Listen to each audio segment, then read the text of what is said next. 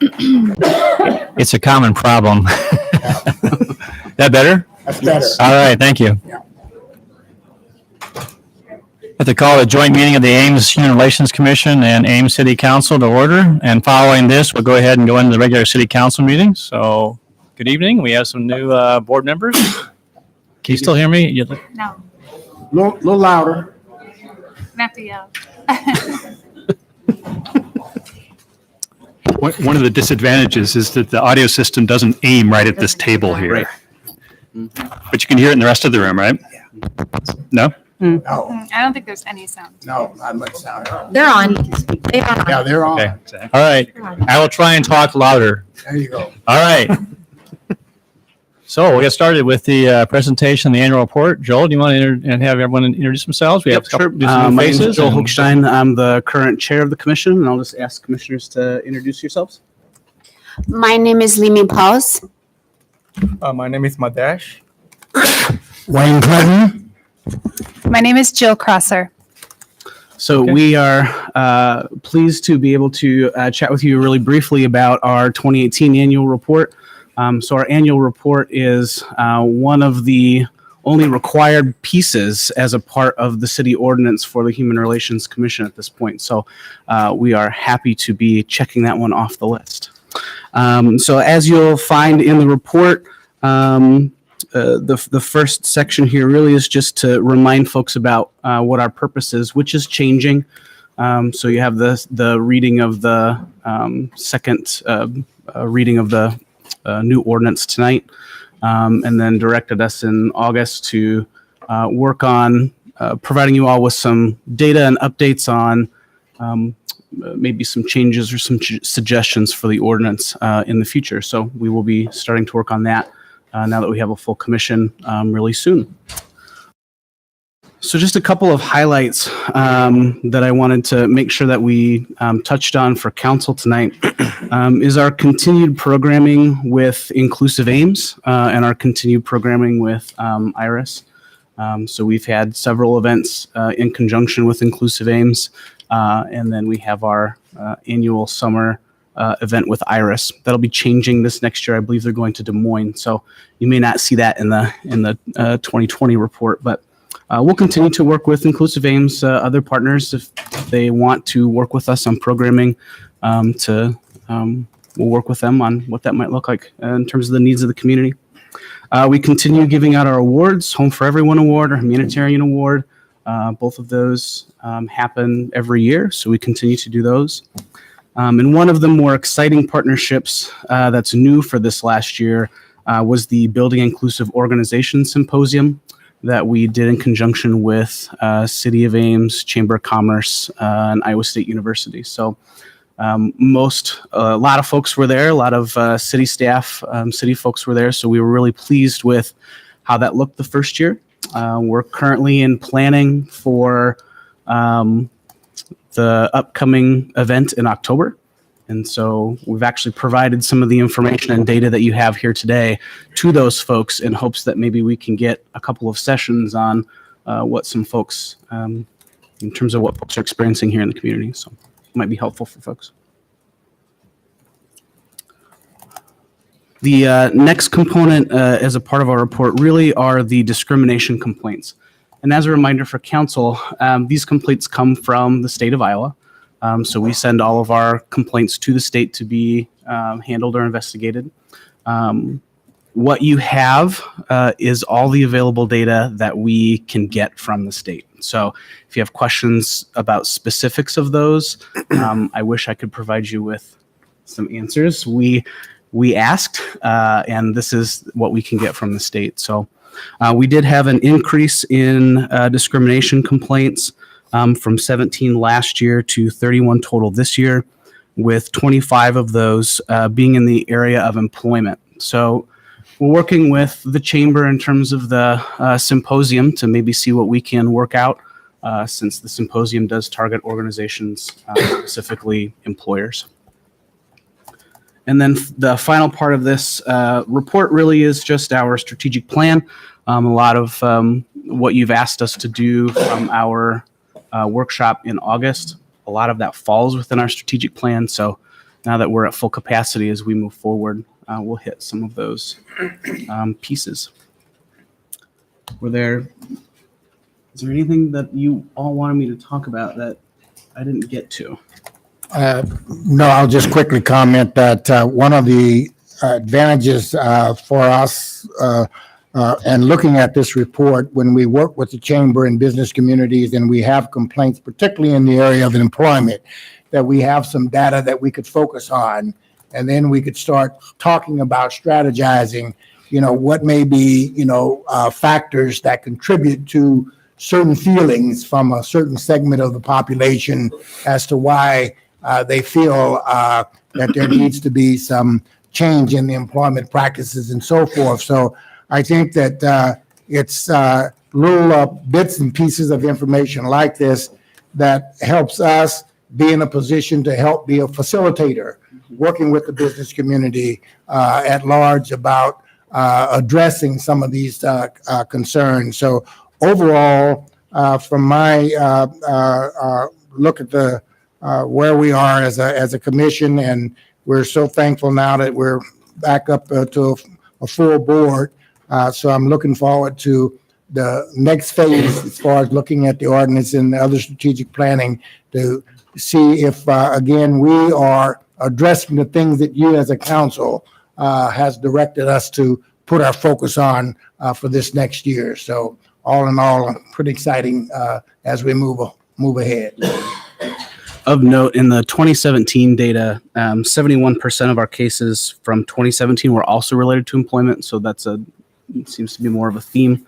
And then the other theme that I pulled was between last year and this year, race and color and disability, both physical and mental, seem to be a common trend over the course of the last couple of years. So some areas for us to focus in. So we just wanted to kind of give some highlights. We know y'all have a packed agenda today. So if you have questions, we'd be happy to answer. Okay, questions for the commission? Joel, with regard to the strategies that are outlined for the future, Yeah. are you clear on which of these rely on staff input and which of them are commission-oriented activities? Yeah, I don't think that we've necessarily separated out what might be more staff related and what might be more commission related. It looks like some of them are much more staff-oriented, so that might be something else to look at as you're strategizing about what to approach to try and split the duties between the commission members and staff. Sure. Thanks. Joe, I'm curious, have you reached out to NAACP, or there's also a high school, sort of a civil rights type group that's focused on inclusiveness, Ames High School? Have you reached out to either of those two organizations? Yeah, so we haven't done any, particularly to the data, we haven't necessarily done any outreach. Part of the session that we had with council, I think it was in August, part of that is to meet with those community groups and find out a little bit more about what it is that they're seeing. Is it similar to the data? Do they have any strategies that they think that we could, push out or publish more widely? So I would imagine that we'd be reaching out to particularly NAACP to learn more about strategies. I think that'd be very helpful. I can tell you the NAACP is very concerned about the climate survey that was done at Iowa State. Yep. When a large percentage of African-American undergraduates start at Iowa State but don't finish. Yep. Because they're concerned about the climate. Mm-hmm. And this is also true. We have concerns with faculty and staff leaving very quickly. Yep. Those are things that we're trying to find answers for. And so that would be a good group to reach out to. And I can't speak to the size of the high school group, but I know there's a handful of kids that are trying to think about these kind of issues on the high school level. I think it'd be good to sort of reach out there. I can connect you with them if. Yeah, that'd be great. Yeah, that'd be great. Thanks, Tim. Other questions? I do appreciate the organization you did, Joel, and having the charts. That was very helpful to look through the objectives, strategies, and performance measures. It's just good to kind of have that look at. I know you've done a lot of work to help get us where we're at right now, and just excited about the future for where we're going, and partnering with the chamber on that event as well too. So, any comments from the commission members? All right. Yes, Nadesh. Since I'm very new, like I refer to all the documents I've gone through. So what we're gonna try to do is like we work with the university and try to educate the students in the first place, like during the orientation, so they can come to know the resources, so they can act when the incident happens. That's what we're looking for. Nadesh is you're a grad student, right? From No, I'm an undergrad student. oh, undergrad. You're a grad student. I think you're a grad student. I just promoted you, so no, just kidding. And you are from India? Is that India? Yes. So, anyways, we're excited to have you on board as well too. So, anyway, all right. Any other direction from council to the commission? Otherwise, we'll accept the report and adjourn the this particular meeting. Seeing none, thank you for your hard work. Looking forward to the work you're going to do in the future. Thanks for coming. Thank you. Thank you. All right, we will go ahead and adjourn the joint meeting. We'll just take a few quick, like a minute or so to kind of get reset, and then we'll open up the regular city council meeting.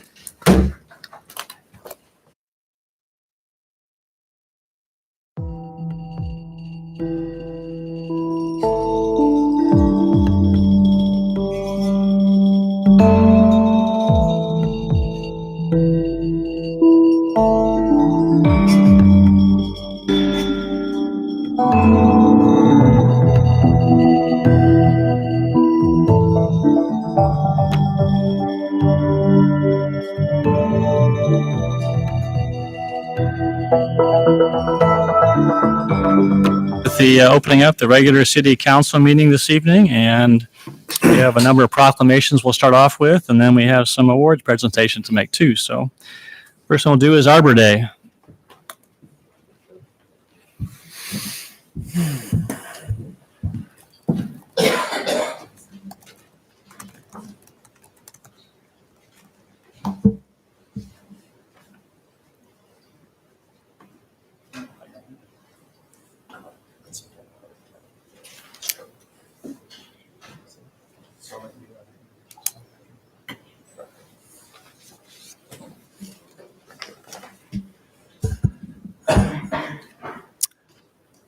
Arbor Day, whereas in 1872, J. Sterling Morton proposed to the Nebraska Board of Agriculture that a special day be set aside for the planting of trees, and whereas this holiday, called Arbor Day, is now observed throughout the nation and the world, and whereas trees can reduce the wind erosion of our topsoil, cut heating and cooling costs, moderate the temperature, clean the air, produce oxygen, and provide a habitat for wildlife, and whereas trees are renewable resources that increase property values, enhance the economic vitality of the business areas, and beautify our community. Therefore, I, John A. Haley, Mayor of the City of Ames, Iowa, do hereby proclaim Friday, April 26th as Arbor Day in Ames.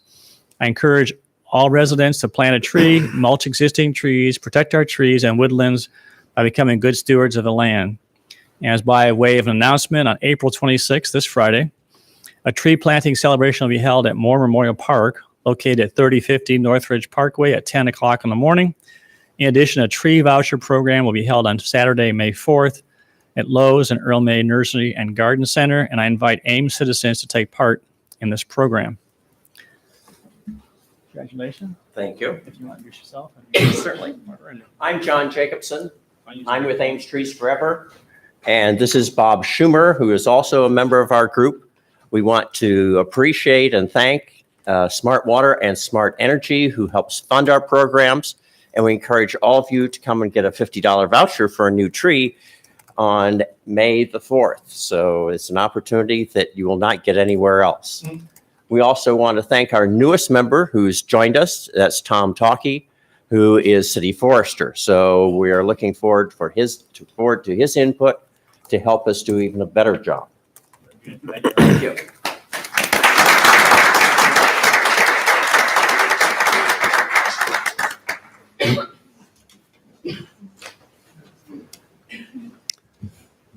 Next is Economic Development Week. Drew?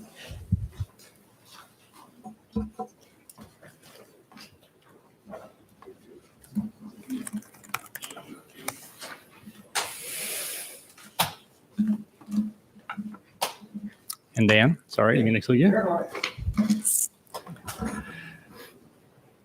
Economic Development Week. Whereas economic development professionals are engaged in a wide variety of settings, including rural and urban, local, state, and federal governments, public-private partnerships, chambers of commerce, and universities helping to create and expand jobs that facilitate growth in these regions. And whereas the creation of new opportunities for businesses and entrepreneurs is one of the several key components to securing the City of Ames' economic future for generations to come. And whereas Ames is committed to fostering a business-friendly climate that will attract and retain employers, enable the community to grow and remain competitive on a global scale, and generate new jobs and opportunities for our citizens. And whereas the Ames Chamber of Commerce and Economic Development Commission is committed to providing quality resources that boost economic growth and enhance quality of life throughout Ames and Story County.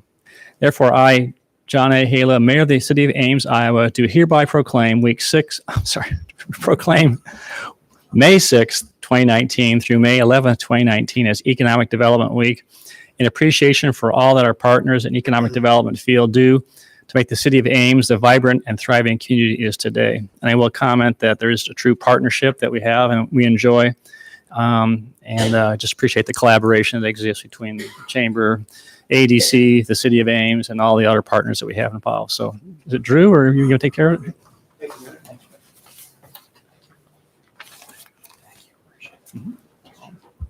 Thank you very much, Mayor, Council, City Manager Shanker, a lot of our partners in the community, in the audience and throughout the community. As the Mayor said, really what this all comes down to is collaboration. We collaborate with everyone at this dais. We collaborate with the Board of Supervisors. We collaborate with Iowa State University. We collaborate with Des Moines Area Community College, and we just go down the list of anyone who's involved in community betterment and community investment in this community. We thank you very much for your support, and you allow us to do what we do on behalf of the City of Ames at the Ames Chamber. So thank you.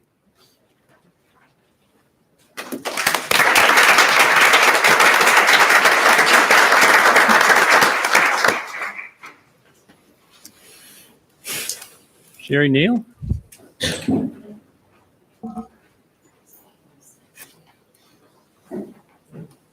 Hi. Good to see you again. And Carol.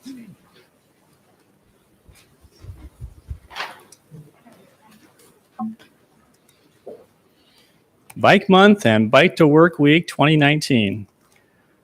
Whereas bicycles are a viable and healthy form of transportation and recreation, and whereas May has been declared National Bike Month every year since 1956, and whereas the U.S. Surgeon General specifically recommends more walking and cycling for practical daily travel as an ideal approach to raising physical activity levels, whereas local trails throughout Ames, such as those at Ada Hayden Heritage Park, inspire thousands of residents to enjoy and participate in low-impact exercise, and whereas community volunteer organizations such as Ames Bicycle Coalition, Healthiest Ames, in partnership with local businesses, are sponsoring numerous activities to encourage cycling during Bike Month.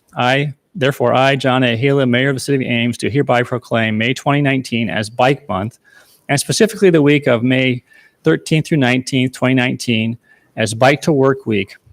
I encourage citizens to bike to work, to school, to the store, or around their neighborhoods throughout the year, and to participate in the activities planned for the month. And if I might just have a commercial here, we have the mayor and council's bike ride will actually be the Saturday before. Is that May 11th? No, May 18th at 9. As I said, on May 18th at 9 o'clock. Thank you. Oh, there you go. All right. Anyway, so it's a great thing to be doing and great for health. And again, our example of great partnership and collaboration. So are you going to take care of it for us? Or? Sure. Okay. Go ahead. I'm Carol Williams. This is Jerry Neal and Wayne Rorette. We're all members of the Ames Bicycle Coalition. And we just want to make sure we invite everybody in the community to take part in the events that are planned. We do utilize a lot of partners and a lot of businesses, and I'd like to thank them. The Ames Noon Kiwanis, Ames Velo, We Cycle, Wheatsfield Co-op, Bike World, Skunk River Cycles, Jack's Outdoor, Delaviti, London Underground, Torrent Brewery, Alluvial Brewery, and last but not least, of course, the City of Ames, the mayor and the council. We've really appreciated that they've come up with a second annual bike ride this year. Please look at our Facebook page. We'll have all the events listed. We'd love to see you all out, and hopefully they'll all be days like today.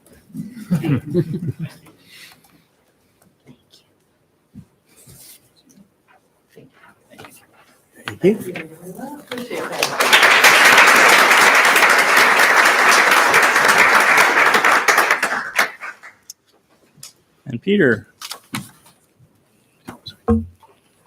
We have a couple things going on here. So first, we got proclamation, Historic Preservation Month.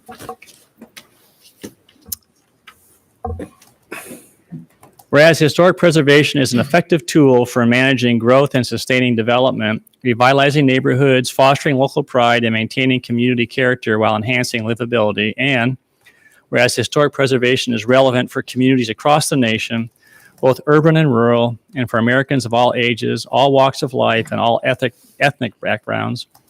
And whereas it's important to celebrate the role of history in our lives and the contributions made by dedicated individuals in helping to preserve the tangible aspects of the heritage that has shaped the Ames community and us as people. Therefore, I, John A. Halen, Mayor of the City of Ames, Iowa, do hereby recognize May 2019 as National Historic Preservation Month and proclaim May 2019 as Ames Historic Preservation Month, and call upon people in Ames to join their fellow citizens across the United States in recognizing and participating in a special observance. A few words to say here first. Okay. My name's Peter Halleck. I'm currently chairman of the Ames Historic Preservation Commission, and I'd just like to congratulate the city on the recent designation of the downtown as a National Historic District. So we now have two National Historic Districts, the Old Town area and the downtown. The Old Town area is also a local historic district and therefore more under the jurisdiction of the Historic Preservation Commission. But we certainly encourage the preservation of housing stock and commercial buildings throughout the community as part of the city's historic legacy.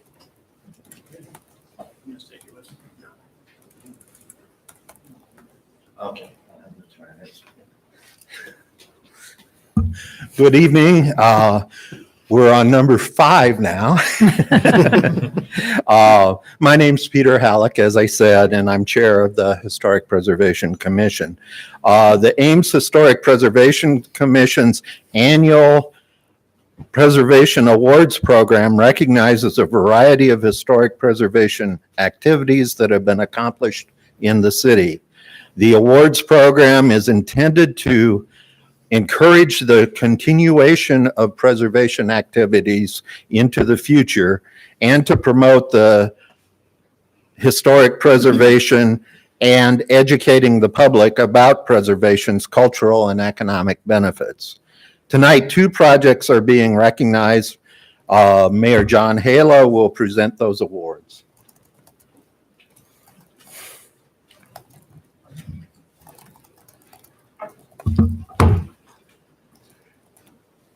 The first award tonight goes to RES Development Incorporated for the Crawford, located at 415 Stanton Avenue in the category of adaptive reuse. And Luke, you coming up here? And Dean?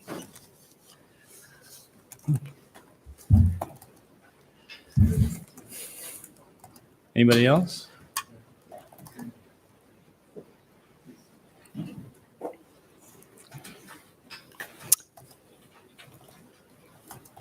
This award for adaptive reuse recognizes retention of the principal features of a building and in a sympathetic way, modifying it for modern uses.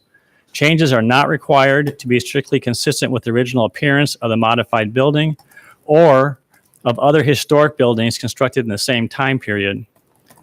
Crawford School was originally built in 1930 as a one-room, red brick neighborhood schoolhouse and expanded with additions in 1938 and 1968. However, prior to its purchase in 2017, it was named one of Preservation Iowa's 7 most endangered historic properties.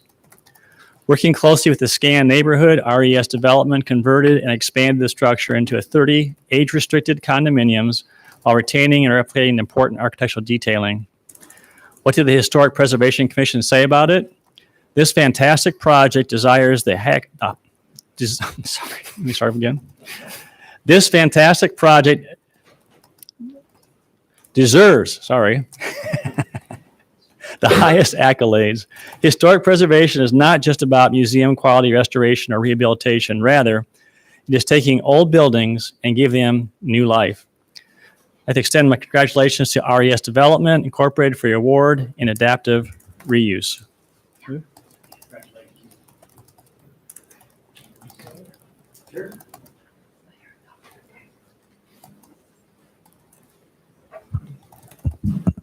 On behalf of the Crawford Ames and our partners, Dean and Kurt, we're really pleased with the outcome of the Crawford Schools. This award demonstrates a commitment to preservation and to sustainable development, and we believe that we've accomplished a great deal there with the Crawford.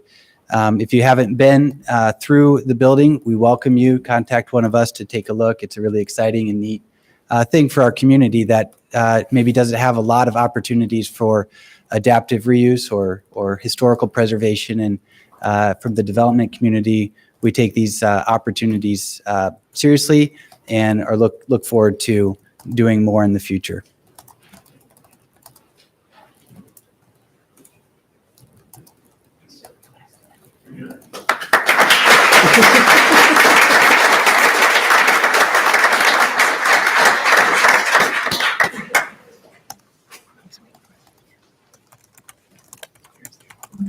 Second award goes to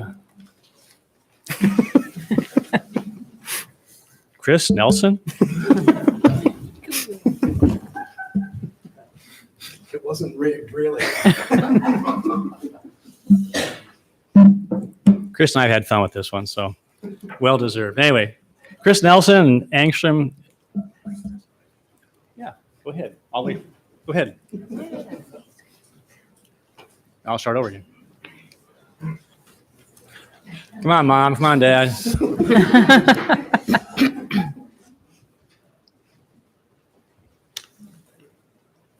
I also asked Chris to tell us why this is significant to him, too. So I want you up here, Jerry. Mary. All right. This award goes to Chris Nelson, Angstrom Land Company, LLC, for the building at 827 Northwestern Avenue in the category of restoration. The award for restoration involves returning a building or a feature of a building to its own original appearance based on historic photographs or working drawings of the particular building or careful consideration of the fabric of the structure itself. Like historic rehabilitation, restoration involves removing later work and either repairing distinctive features of a building or replacing those features that are missing. Originally constructed in 1915 as a neighborhood grocery, the building was an important neighborhood gathering place. However, in 2016, the building has structurally and mechanically deteriorated almost beyond repair. With a whole lot of labor and love by Chris Nelson and his family, it has been restored as a commercial building resembling its original character. What did the Historic Preservation Commission say about it? Although this small building is of a different scope and caliber, it is valid in its own way. Saving the small building is just as important when it is a major feature of the neighborhood. Congratulations, Chris, Angstrom Land Company, for your award in restoration.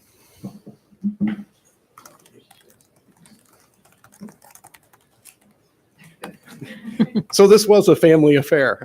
Everybody up here worked on that building. It was a 2-year-long process. And like John said, this building was months away from probably being non-salvageable. The utilities had been disconnected for a year. There were holes in the roof. And it had special connection to our family. My dad grew up a half a block from there. My grandparents were friends with the owners of the grocery store. My uncle worked in the grocery store when he was a teenager. So it was really special and fun to rehabilitate this building and make it a viable property in the community again.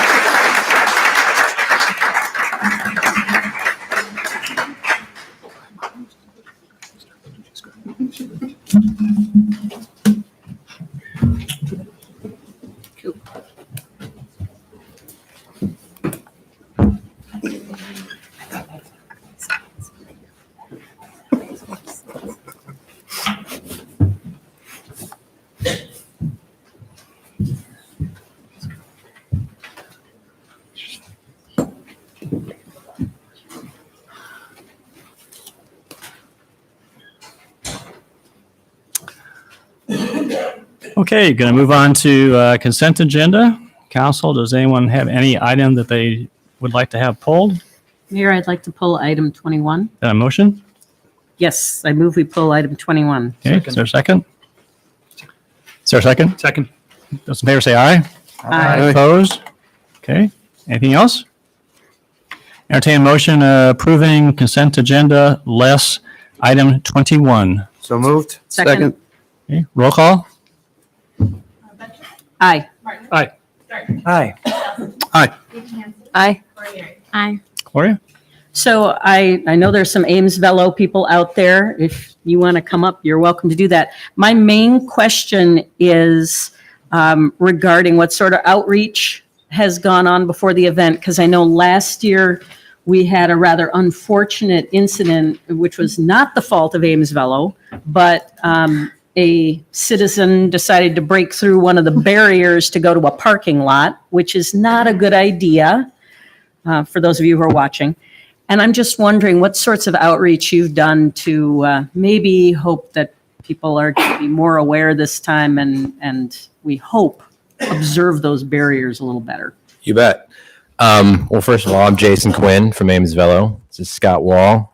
He's the race director. I guess you could introduce yourself, but great question. We, first of all, if anybody doesn't understand the process, in order to get the Main Street portion of the 2 days of racing, so the Ames Grand Prix is 2 days. Saturday night, June 29th on Main Street, and then Sunday all day down at Research Park.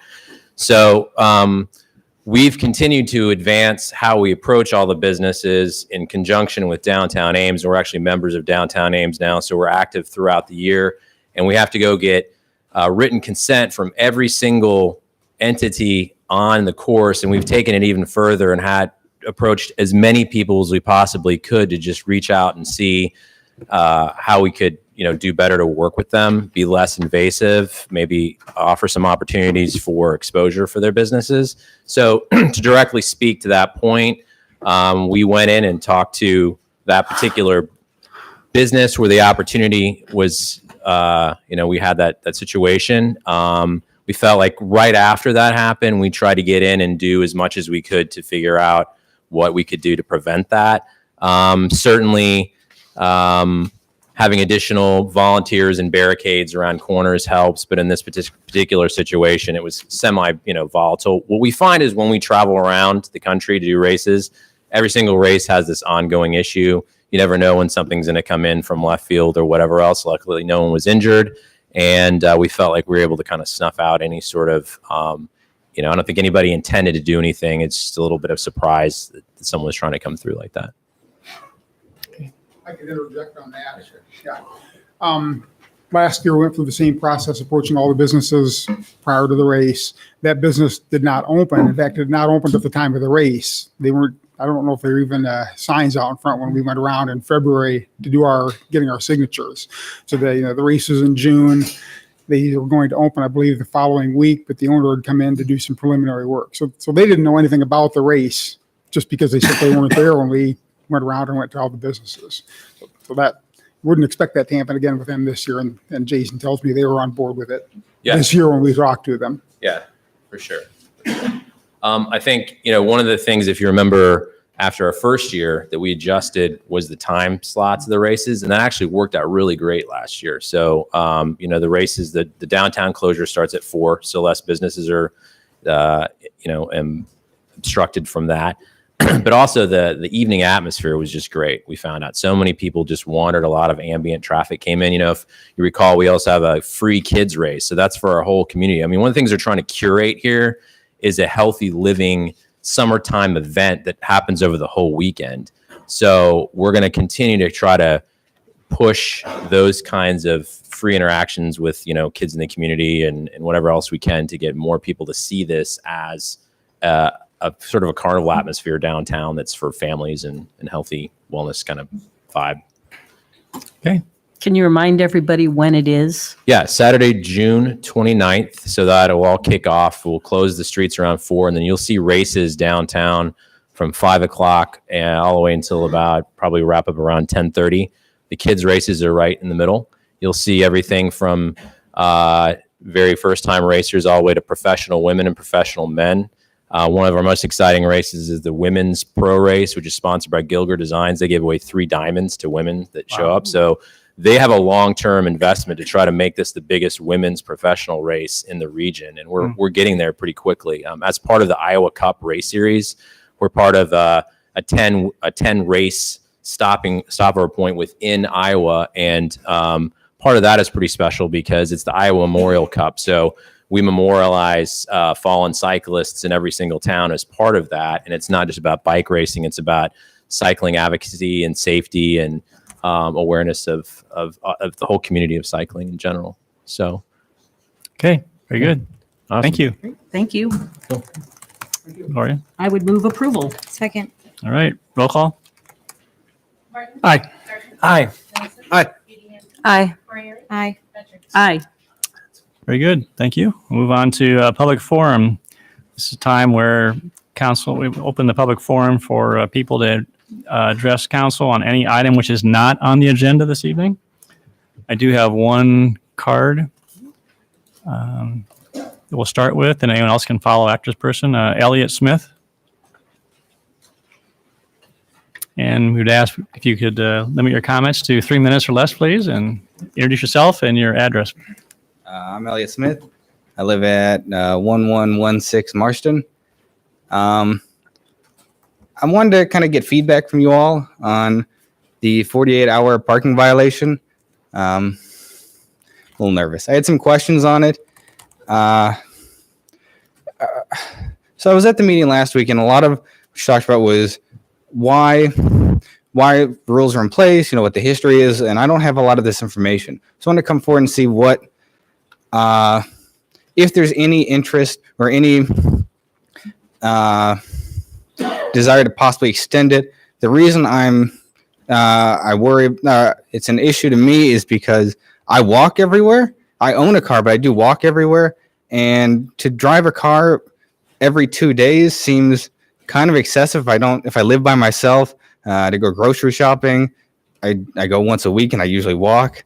I get during winter, you want to start your car every once in a while, and you want to clear streets, you want to clean streets, but to move my car 2 spaces forward, I don't think personally, I don't think it's going to prevent or help the police identify abandoned cars. And if it does, I feel like there are a lot of other ways in making me or any other citizen move their car every 2 days. You could have permits. And I think I'll leave it at that because I want to know what all of your inputs are, since you're a lot more experienced at this than I am, and how much effort I should put into it at this point and where it can go. So could you maybe just for the council, just specifically state what you're asking consideration for? There won't be any discussion back and forth, but yes. Specifically, I'm asking for either an extension of, instead of 48 hours, maybe a week. If you drive your car only on the weekend, as opposed to having it every 2 days, it extends to like a 5-day parking violation, or another method to allow the police to identify abandoned cars other than just non-movement. And specifically, is this in a parking lot or on the street parking? Street public parking. Okay. All right. Anything else? No, thank you. All right. Thank you, Elliot. Anybody else like to address council this evening on our public forum? Seeing none, we will close public forum, move on to item 37, Ames Comprehensive Plan.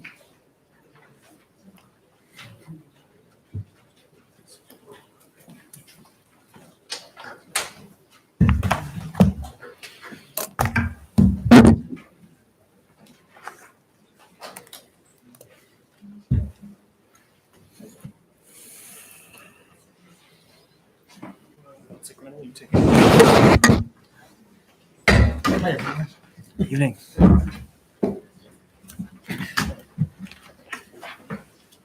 Let's see if we can avoid my computer shutting down. There.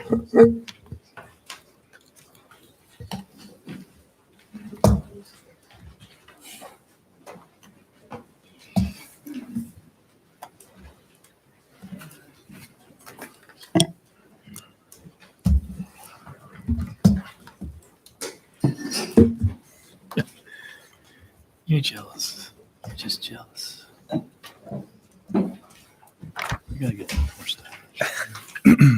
Good evening, City Council. Tonight we have RDG, Corey and Marty here with me tonight to walk through a presentation that we promised to you on April 2nd to start to get direction on scenarios while Corey's still getting the laptop set up here.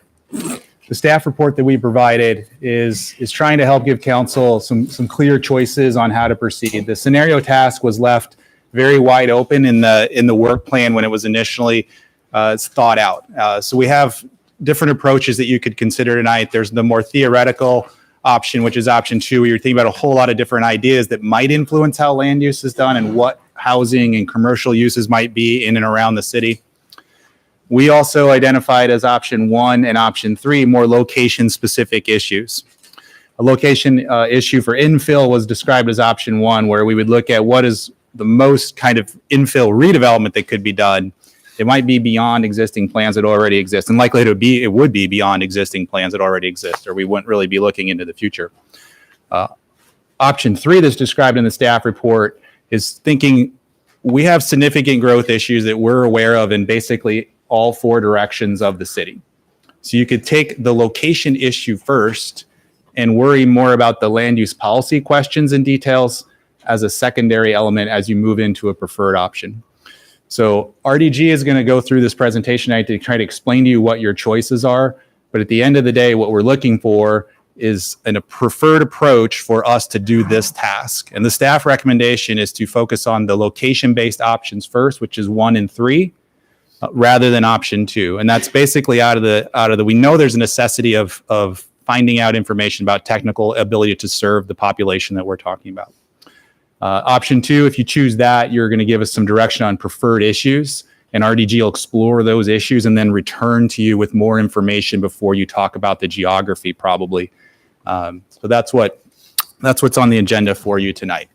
At the end of the day, you will get the same scenario evaluation task at the end. It's more about what do you want to see first? Do you want to see concepts and policies and land uses, which is option 2, or you want to learn about the locational issues first?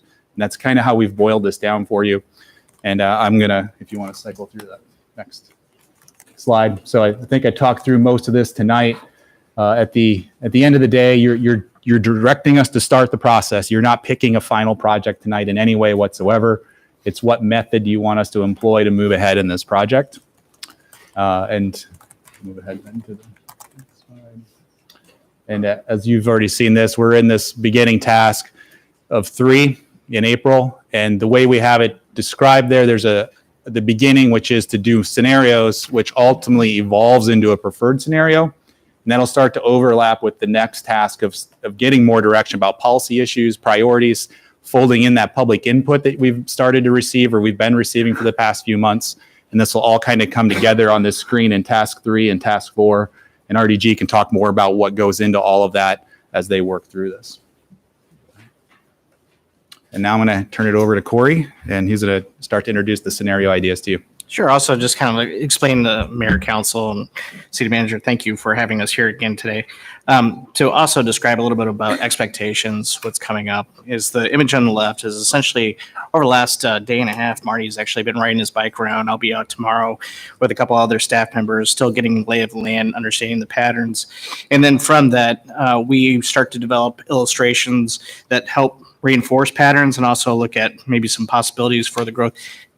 That basically some of the stuff that comes out of tonight will help us think about how we actually think about the residential growth, commercial growth, new roads, new trails, new parks. So that's going to be happening over the next 2 months. When we come back to you in June, now it's going to be, we'll be able to understand it when it's on paper, but to translate it a little bit for you and everybody else is annotating these different illustrations with some narrative. So it's a little bit easier to digest. Also, when we leave it behind, you've got something to evaluate a little bit more in detail. Then through the rest of the summer, again, we're still doing course corrections, perhaps redirections, and then going into the fall, translating into a little bit harder lines and getting it into GIS. And so just trying to give a sense that there's going to be time here, and this is a process. And so there's going to be areas of new iterations throughout the many months coming ahead. So possible directions, as Kelly was mentioning, yes, out of some of the things that you hear tonight, we want to look at scenarios. We are interested in what you showed us with Cedar Rapids and what they did with their land use planning or Oklahoma City, and that may result in a possibly totally different approach to land use planning. And with the staff's recommendation with the second one, yes, we want to look at scenarios focused initially on location. And so looking at a baseline concept for what the city and the trends are right now, and then comparing it to what might be an alternative. Okay. So to walk through some other examples of what other communities have done, you've got your current land use planning that you did back in 1997 and did an update of that. Marty will go through Plan OKC, which did get the Daniel Burnham Award for a comprehensive plan in the United States. And then also look at Envision CR, which was Cedar Rapids, and Brookings, South Dakota, which is also a town gown community. So started off with Oklahoma City for now. Yeah, well, it's interesting because scenario planning is looking at choices. And the 1997 Ames plan, since we weren't here, but we definitely have the sense that it had a specific direction that it wanted to pursue and went very directly to that option. The scenario idea puts choices out, and the choices really in a lot of ways become the tool that helps to refine and operationalize a vision. So in the case of Plan OKC, I'd also add, and this is an important thing, that you construct the scenarios really around the issues that are most important to the community. So there's no one way of doing it, but you look at the things that are of greatest importance or greatest sensitivity, and the scenarios get constructed around that. In the case of Oklahoma City, the problem was ultimately came down to economic sustainability. Had a lot of other issues and things that the city wanted to do in terms of defining its future. But the scenarios are really constructed really around the cost of services. Why? Because in the 1960s, Oklahoma City became the largest city in area in the United States. Grew up to about 650 square miles for a population of about 650,000 people. So a very large area that it had an obligation to provide services in. And the question became, how do we want to grow? And how can we ultimately sustain ourselves? So the Oklahoma City plan identified three scenarios that were really ultimately based on density, on the breadth of urban development. One was a status quo scenario called a business as usual scenario. A second was an efficiency scenario that was a significant increase in the overall density of development in the city. And then a third was kind of in the middle. The expectation was that the public would choose the one in the middle. In fact, when these were aired publicly through the website and through the communication process, it was pretty clear that people wanted the efficiency one because it really had implications for their taxes and for the sustainability of the community. It's interesting, and I think you'll see that in one of our illustrations too, that ultimately the differences between these scenarios were not all that great. So we constructed transect diagrams, borrowing from the new urbanists to show the relative proportion of different densities in the city, and they don't look all that different from each other, but they really do make the difference in on the order of millions of dollars a year in terms of their implications. This then went into a relatively unique approach to land use planning, which used mixed density districts rather than single purpose Euclidean districts, and established different criteria for the districts, primarily based on which uses were permitted within each district, what were the criteria for location of different uses that were permitted within that mixed use district, and what were the conditions that took place at transitional points between, say, a residential and a commercial use. So all of this was very much tailored to the specific concerns, both in terms of overall broad vision and even the administration of land use regulations in Oklahoma City. And then there are all of the usual requisite elements, a significant parks element, a developer's guide, which is where many of these things are exhibited, transportation element, a housing element, a quality of life element. But the underlying raison d'etre for the plan was, how can we develop a city that is sustainable environmentally, but primarily sustainable economically, that we can actually afford to operate? And these are, so there we go. So, Right. So Cedar Rapids is very different. Right, and so when that project first started, we initially we were directed to look at 3 different scenarios, and so one was standard development practices, so a business as usual model, and then we looked at an urbanism model, which was very much about new urbanism and higher density development, and then there was a conservation model, which is retaining as much of the open space as possible and not trying to develop much. And each one, we did a full-blown a plan for each one, looked at what our total yield is for each polygon, and there was inherent advantages and disadvantages for each one. With the urbanism one, it didn't really meet up with market reality. Developers didn't want to develop that way, and they didn't think that they would be able to make the projects work, truthfully. And then the conservation with the clustering of the development, the concern there is not being able to get the yield to actually get the project to pay for itself. And so it needed a lot of subsidy in order for that project to happen.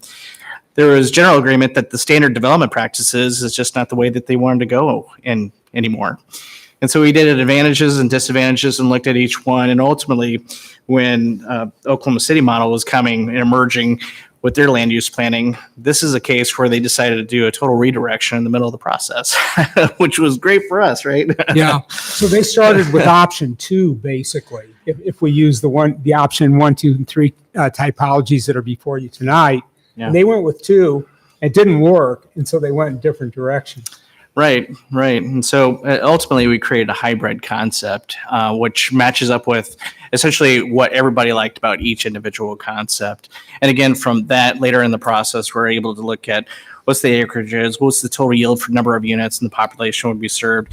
In this particular one, focused on the Highway 100 area, it's actually projecting out beyond 20 years, but 50 to 70 years of development. But they can be able to anticipate how do they phase in priorities as far as areas of development. So that's how they approach their project. So one thing you'll see about that is that it gets quite detailed. So it's beginning to lay out a street framework. It's getting quite detailed in terms of specific yields in different parts. So it's way different from the kind of characteristic yellow blob of old comprehensive plans. It's much more specific and detailed than that. So Brookings was was a little bit different in that Brookings, South Dakota, another university community, has a very constrained geography. So it's surrounded by floodplains. It's growing, and the amount of growth and places that it can go into are relatively limited. It also, like Ames, has an interstate highway on one edge that it debates about jumping and going to the other side. So there's some real similarities there. In the case of Brookings, it is less a scenario approach and more looking at the fabric of the city and looking at different alternatives within that fabric for connectivity, for resource conservation, for taking advantage of some of the major open spaces that the city had actually reserved as nature preserves, and building a plan around that. So geography, as I mentioned earlier, we construct scenarios based on the concerns of the community. Geography was not so much of an option in Brookings. There was only one place they could, what? Somehow the presentation skipped, sorry. Oh, okay, I'm sorry. No. Not so much an option because the geography was limited. And the alternatives, the scenarios really wound up looking at different ways of using the development opportunities that were open to them. As with most plans, ultimately it does get into land use policy, into the nature of special areas. That city has a corridor that's not entirely unlike Lincoln Way, and so the plan then gets into dealing in a good deal of detail with those kinds of specific infill areas as well, as we suspect Ames will as well. So we share some of those just to stimulate thought and perhaps curiosity as far as what other communities have done as far as their approach with land use planning. Okay, so now we get down to specifically to Ames and to I guess in a way. Just quickly, does anybody have any questions about any of those things that were described? Okay, so we're going to move kind of into now talking about Ames and how you could look at it here. Yeah, very important thing to mention though is that the scenarios help to frame a preferred or selected vision for the community, and I'll explain how that works in a couple of minutes. So yeah, I do have some questions. Yeah. Can you go back to Brookings for a second? Sure. I can do it. Oh, that's right. You're running that. You guys probably know what this means, and I probably don't. I know I don't. When you say best practices approach, help us understand what does that mean in urban planning and how is that being applied here?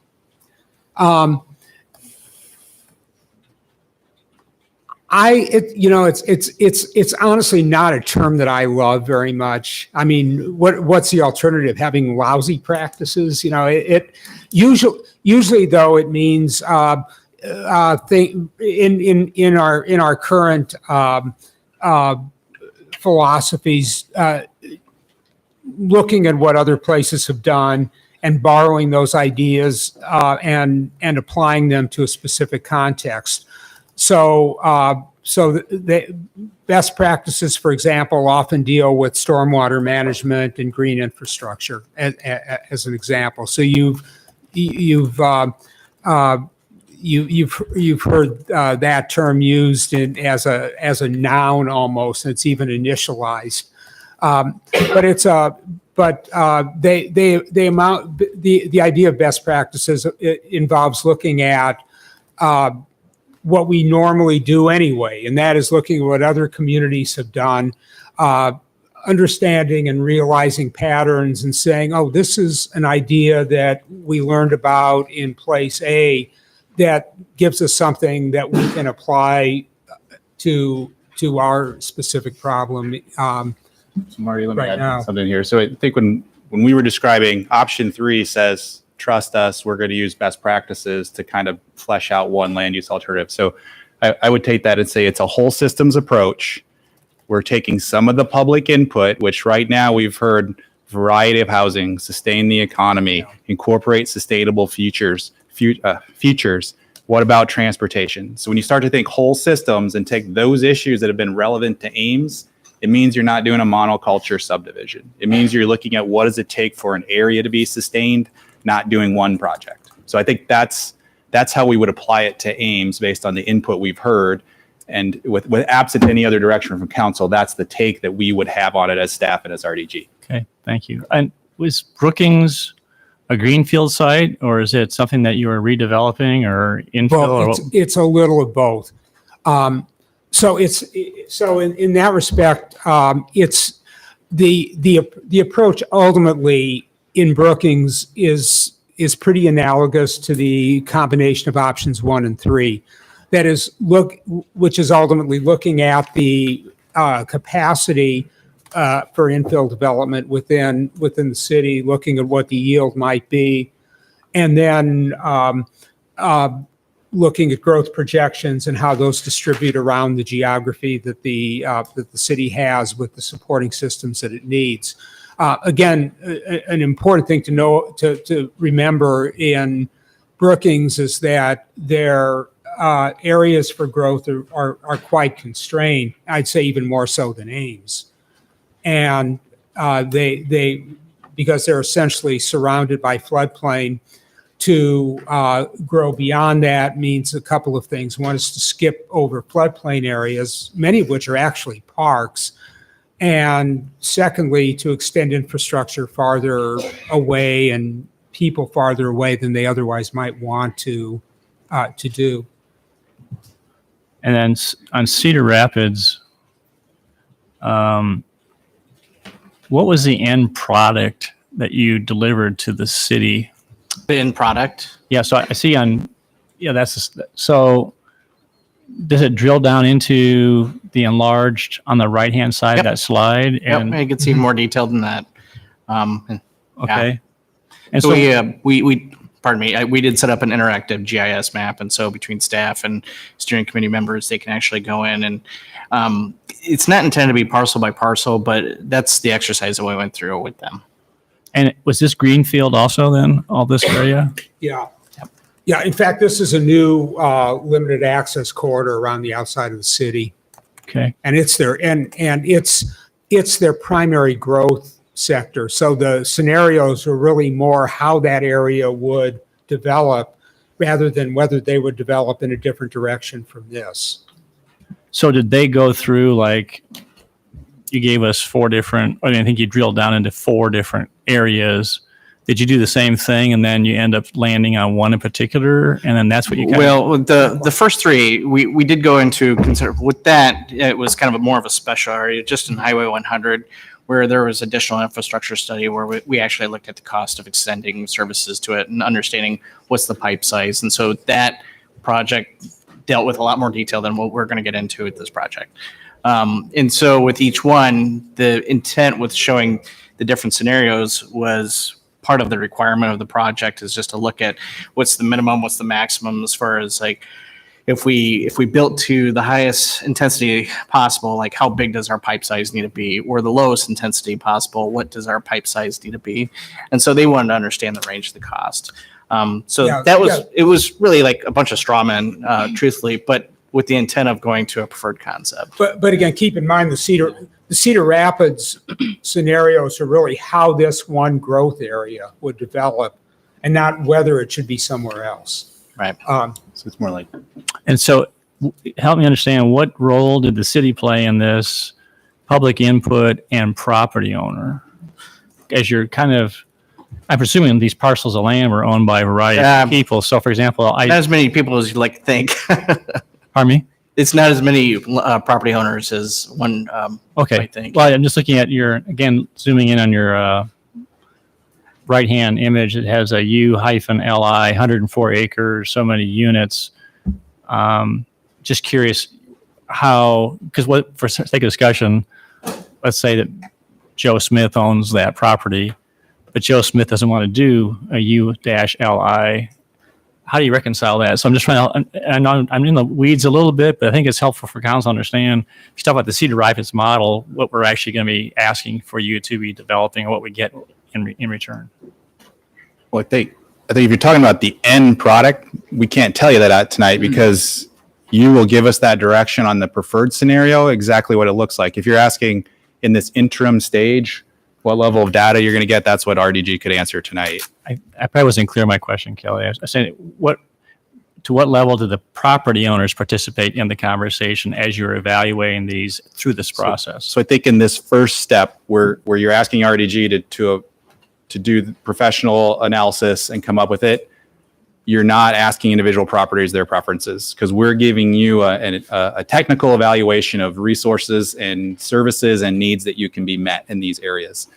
That middle step, which is in the middle of task 3, where you have to give direction on the preferred scenario, that's where you're going to have to take public input and you'll have to decide how much direction you want to have about individual property owners versus refining the strategies that would yield the land use plan the city would prefer. So tonight, we're not talking about exactly how that last step gets done. That'll be probably better informed in the middle of this process when you know what is really out there as an option in the first place. Okay. Just one more question. On OKC, you said that the economics, the cost of services drove the design. Is that correct? It was the critical issue. Yeah.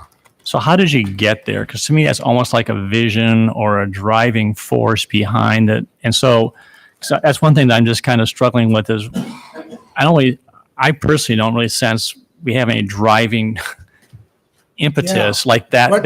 That was a very specific. What they did was this process. It was an interesting process because it went on for about 5 years, and we were involved.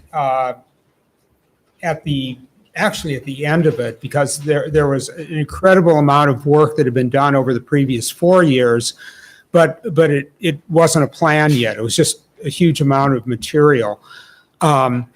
So in the previous 4 years, they actually hired a consultant whose specific specialty is to do scenarios. So they did a very intricate computer model of what different of what each of these density scenarios would cost, how much sewer, what the operational cost would be, and it was a very intricate thing, and it showed the relative economic performance of those, and as you can see, there's a physical expression of those too that if you squinted your eyes, you'd think they were all the same, but there's a subtle difference in terms of what they are.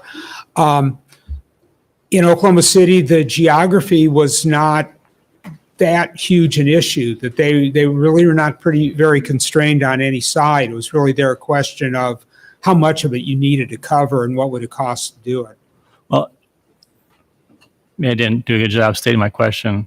How did they arrive? How did the city arrive at giving direction that the decision to how we develop our plan was driven by economics and not by conservation or urbanism or whatever? Somehow they came through some kind of a system or process to get to that. Or they were worried about being able to run the city.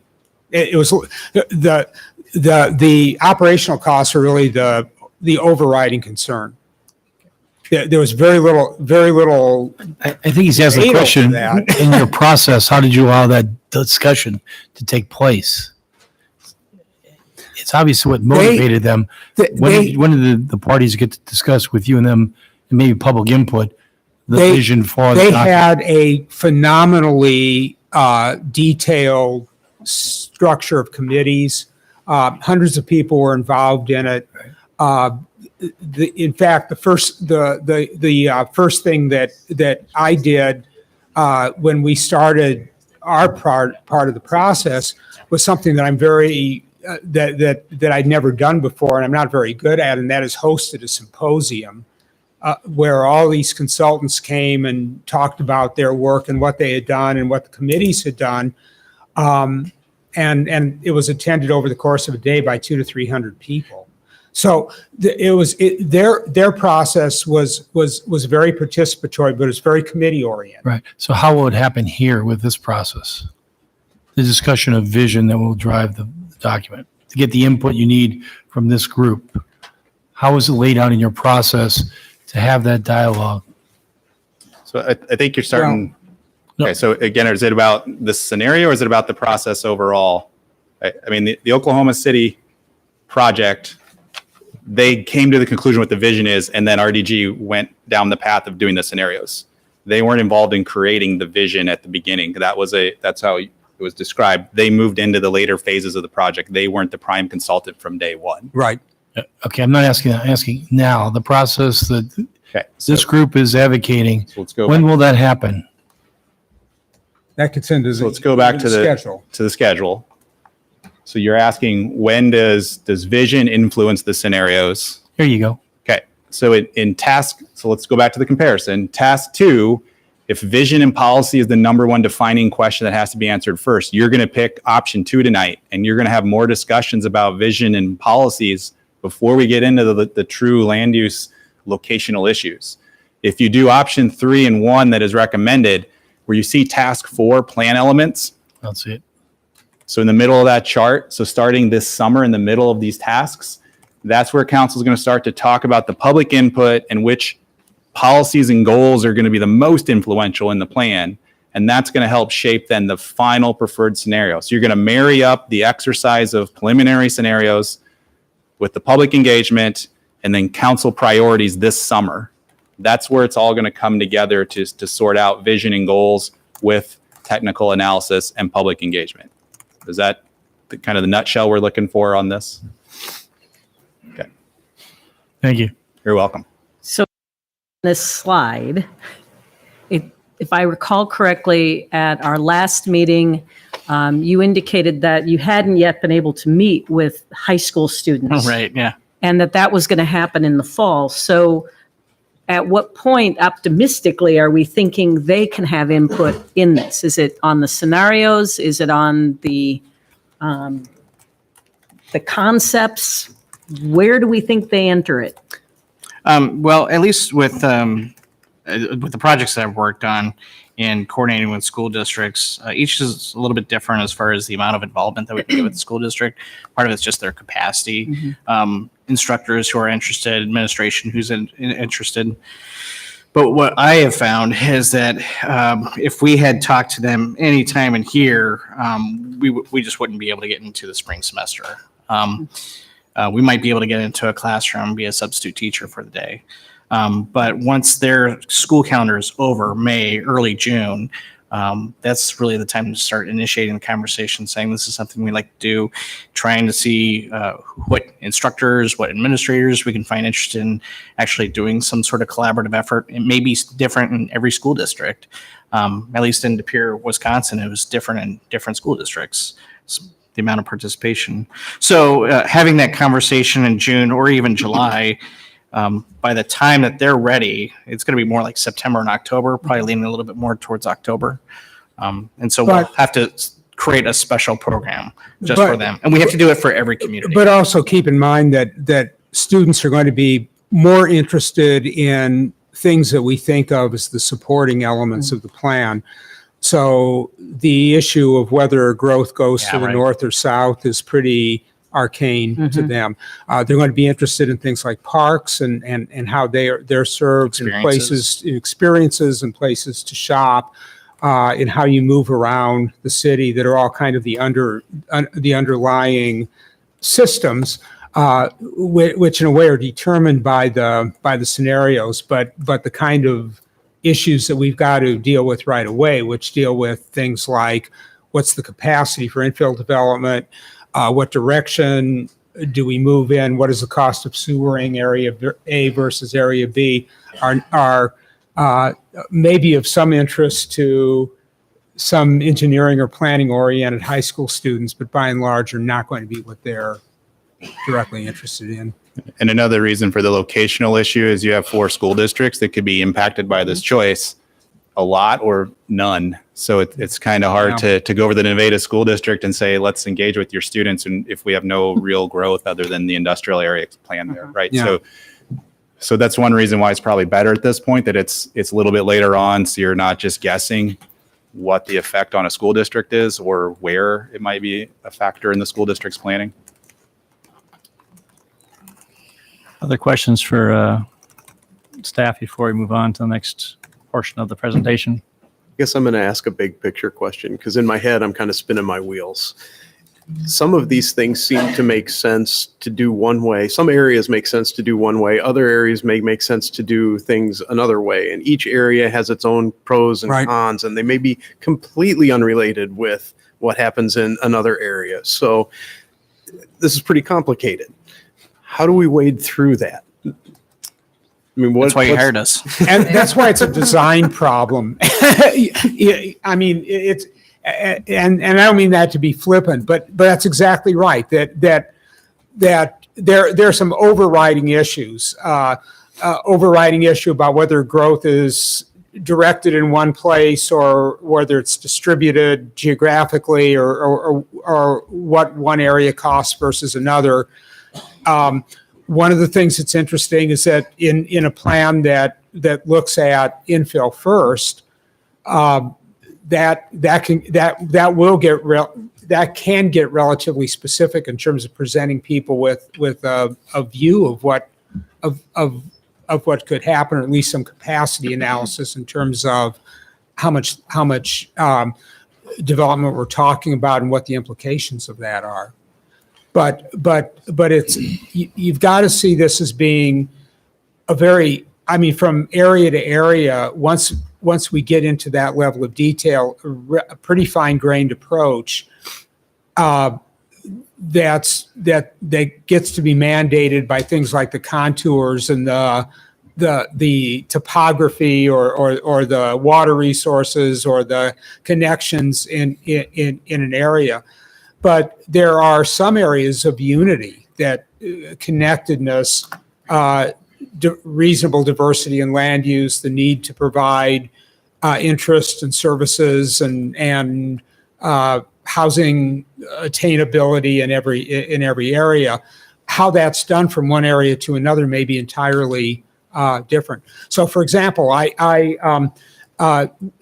my task over the last couple of days was visiting on my bike every one of the potential growth areas that we could identify, south, north, west, and even east, although there aren't very many roads over there, to look at what's around it and what some of the concepts are. And those areas have very different feel.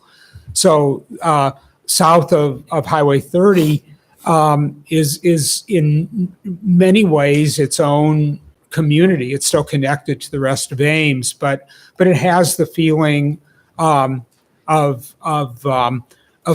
being a little bit more self-contained and even in some ways a little bit more rural. It's not quite rural. It also has one of the best road projects I've seen in a long time on South Duff, which is so before we lovely get into these project. details, I think, Chris, because there's many ways you can go, we have to pick one. And that's why it's going to be an iterative process. You're not committed to one tonight. You're committed to getting some more information to know where you want to go next. And I don't mean literally where you want to go next, but how you want to proceed through the process. And that's where you really have these two choices. What do you want to know first? Not just the only thing you want to know. So I don't think you should have hesitation that you're committing to something tonight that you can't walk back from. That is not at all the point of tonight. It's really where do you want to learn about something next. And that's part of this process is set up with the council as the steering committee for us to check in a lot. And so that way there's transparency to the public that they know what we're being asked to do and we're reporting back to you. It's going to look messy a little bit because it's an iterative process and we're reporting back to you as a committee, not as a final product, which is normally how you're seeing things as the council. So does that help a little bit, or is there something more specific you're trying to get at? That's helpful. I guess how do you want us to communicate potential priorities within some of these things? If we just say go do option 1 and option 3, is that enough, or how much detail do you want inside of one of those? So in my opinion, and with RDG, if your motion tonight is do option 1 and option 3, we're going to run with it, and you're not going to hear back from us until we've done something that you can respond to. If you have specific issues that you want addressed in 1 or 3, like for an option 1, I made a short list of places we would probably look at. If you wanted to throw out 2 other places to look at, just tell us tonight, and that'll get thrown into the basket with everything else. If there's something specific about north, west, south, or east that you don't like or want to look at, let us know. Like, for example, if you don't want to look at east, I-35 is too big of a barrier, take it off the table tonight. Great, we can focus on other areas of the city. So we can pick one of those options, or you can give us more detail if you want to. Okay. Why don't you go ahead and finish your presentation, and then we'll. We've got a lot of information that we've collected on land, so it's something that we consider when we're looking at developing these individual concepts from our current land use and patterns, and extending those to thinking and considering about our population projections. So from our last meeting, 1.5% annual growth rate to 2.0%. And so that has a result as far as the total population of about 15,000. Some of that's going to happen on the outside, some of that's going to happen within the inside. The distribution is something that we'll be exploring over the next couple months. So this is one that if you don't give us other direction, we're going to work off the 1.5% growth rate in development of these scenarios. So if you want a different, higher or lower growth rate, that's something you should tell us tonight. I mean, there's some places that build their scenarios against different growth rates. So for example, when we did a growth plan for Bismarck, North Dakota, and the variable there was how fast they would grow. Why? Because the issue there was that kind of an analysis is appropriate to a city that doesn't know what's going to happen, except that something is.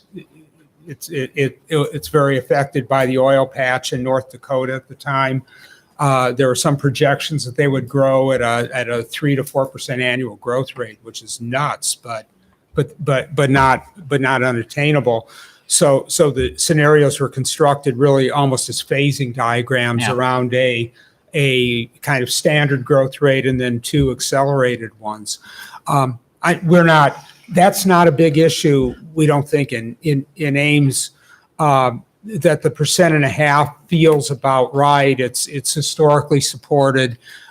It's a little bit on the aggressive side over the kind of 1% that's more standard for a mature city.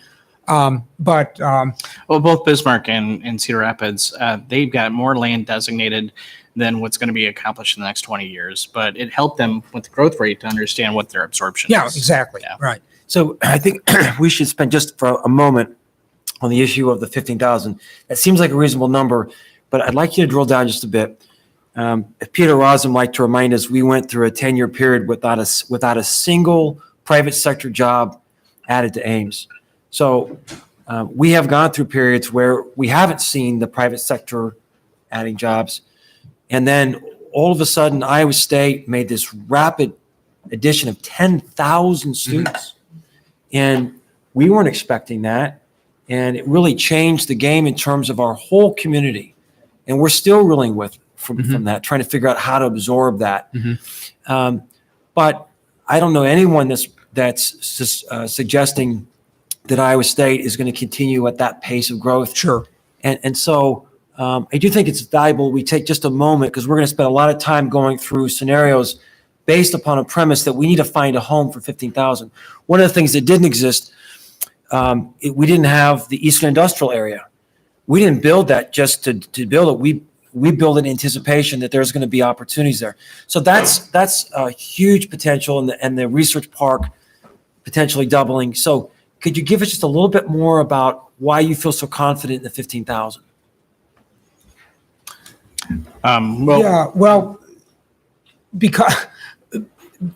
Because it is it's in the middle, basically. You know, what? That's not a very helpful answer. So in the middle of what? It is for, typically for a city like Ames, a 1% annual growth rate is about what you aspire to. It's about there right. are lots of communities, names that aren't growing, or communities in Iowa that That aren't growing at all. that fast at all. They're declining in population.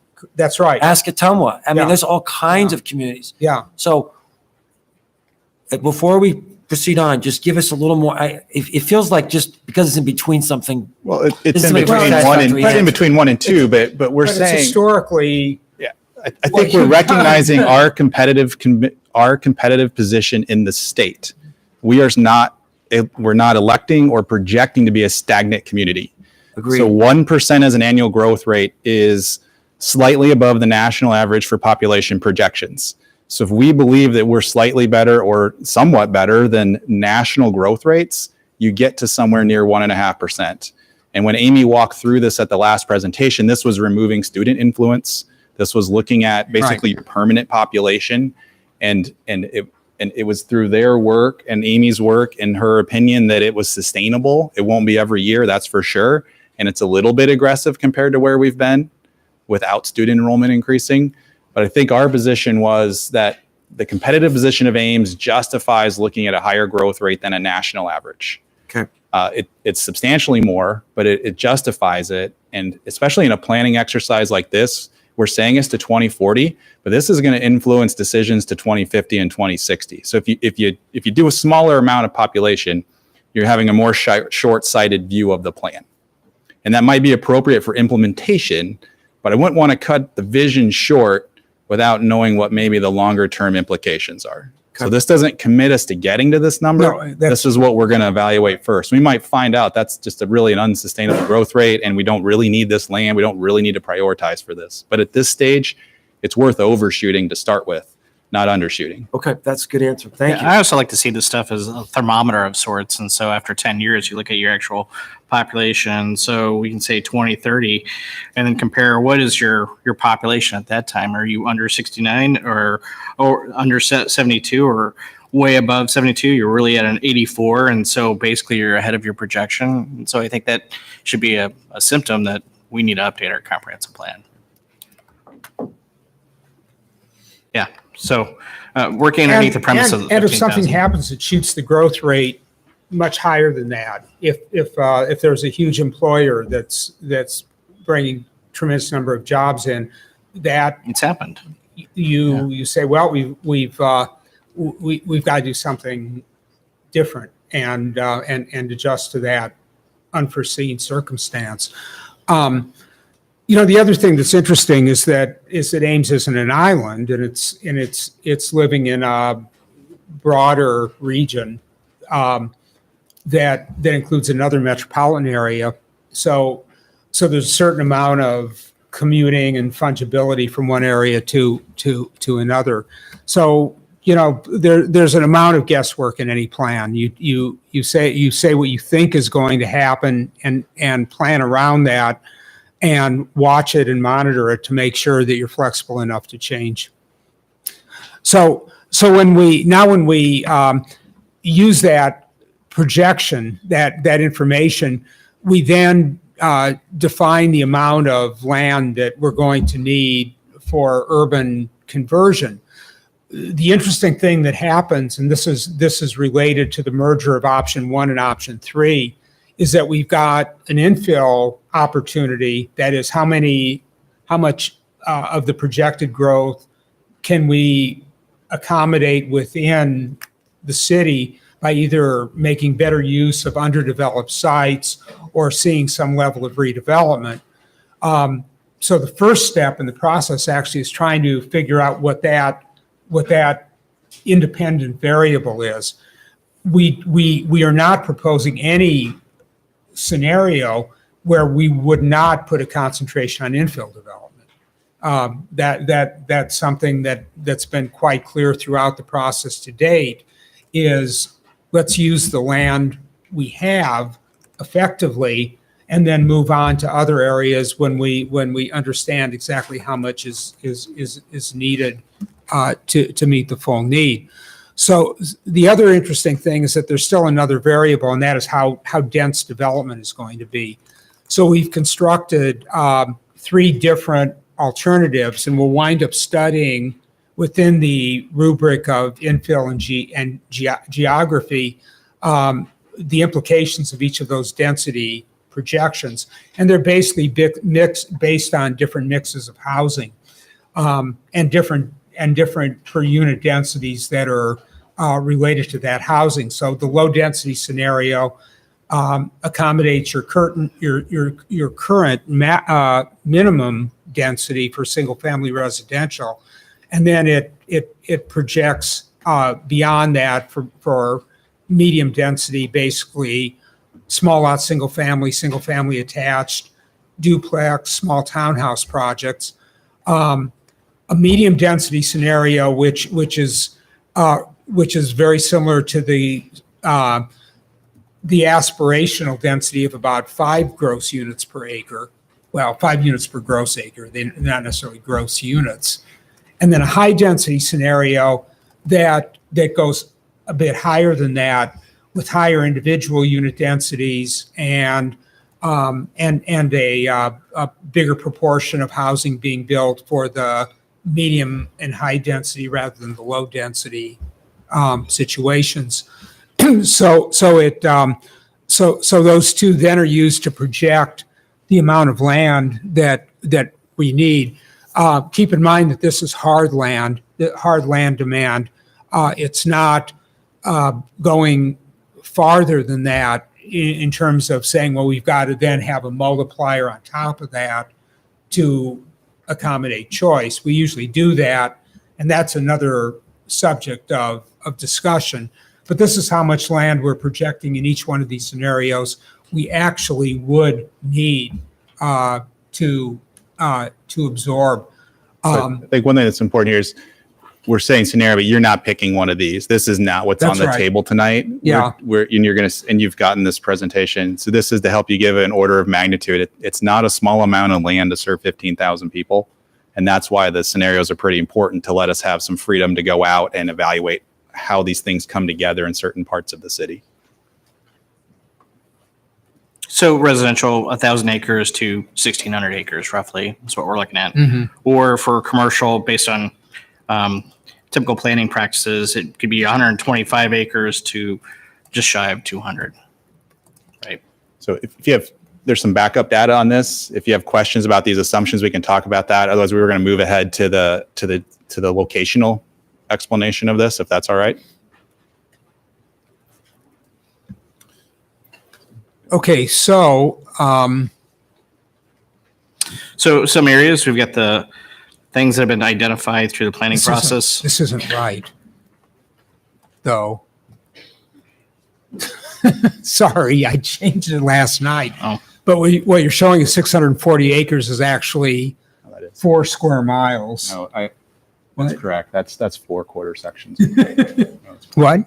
It's correct. We adjusted it. That's correct. We scaled it up. How about in the It's- lower left though? It's 2 miles between. So that It's 2 miles between those 2 interchanges on Highway 30.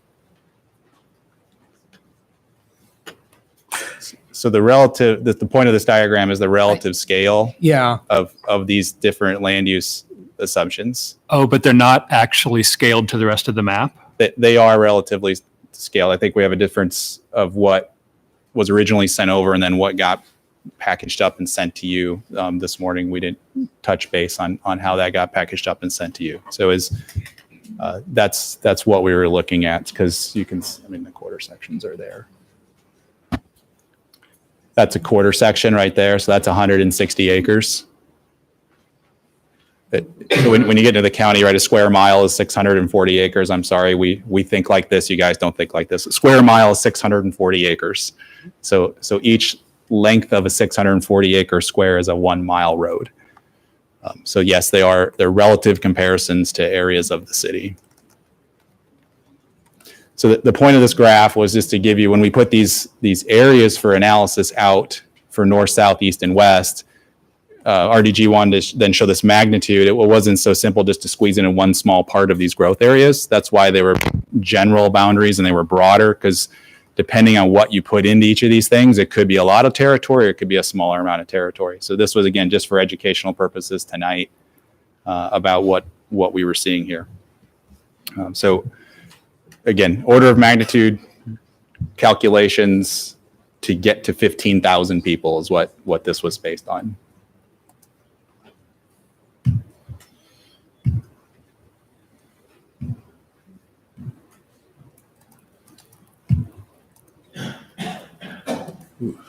Okay, so now this was an issue we really wanted to clarify because and I talked about this briefly before, but the scenarios really are a way of defining a vision. So consider it a tool, really kind of a research device by which we can look at the physical implications of going in different and financial implications of going in different directions. So we know that there are high values in Ames that are significant to the city. We know that from the focus groups, from the surveys, from the open house and so forth, that deal with things like livability, with balanced transportation, with the quality of place, with economic sustainability, with environmental sustainability. All these things are help to direct us. So in other words, we're not going to identify an option that's based on an auto city that has roads everywhere and very expansive commercial development with large parking lots, all of which have implications for the amount of land that's needed. So those things get sort of hardwired into the work because they're the essential values of everything that we've heard in the months that we've been working. So now we're at the point of constructing the scenarios and of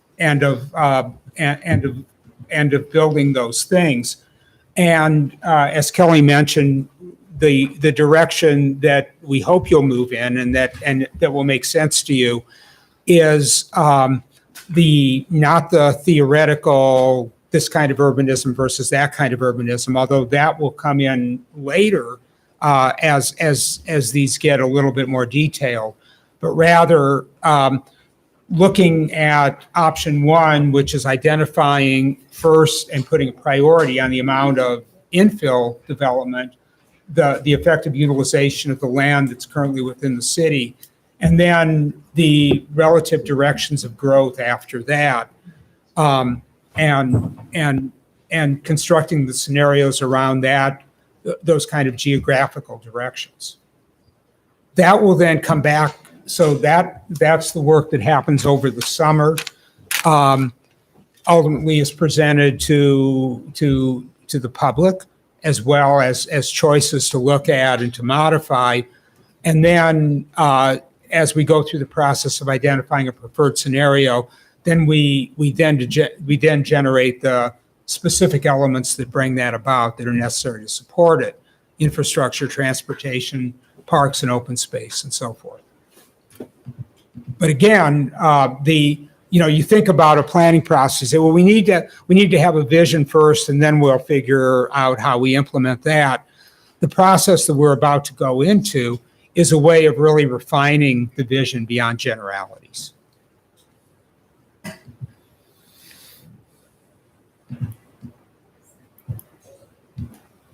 And then this table simply summarizes the three options. So we're ending back at the staff report. This table's summarizing kind of what each option would deal with, and just a little bit of comments on what you're going to see first or why you might want to look at one of these over another one first. So that's the end of the presentation. We're looking for your feedback then for having RDG proceed.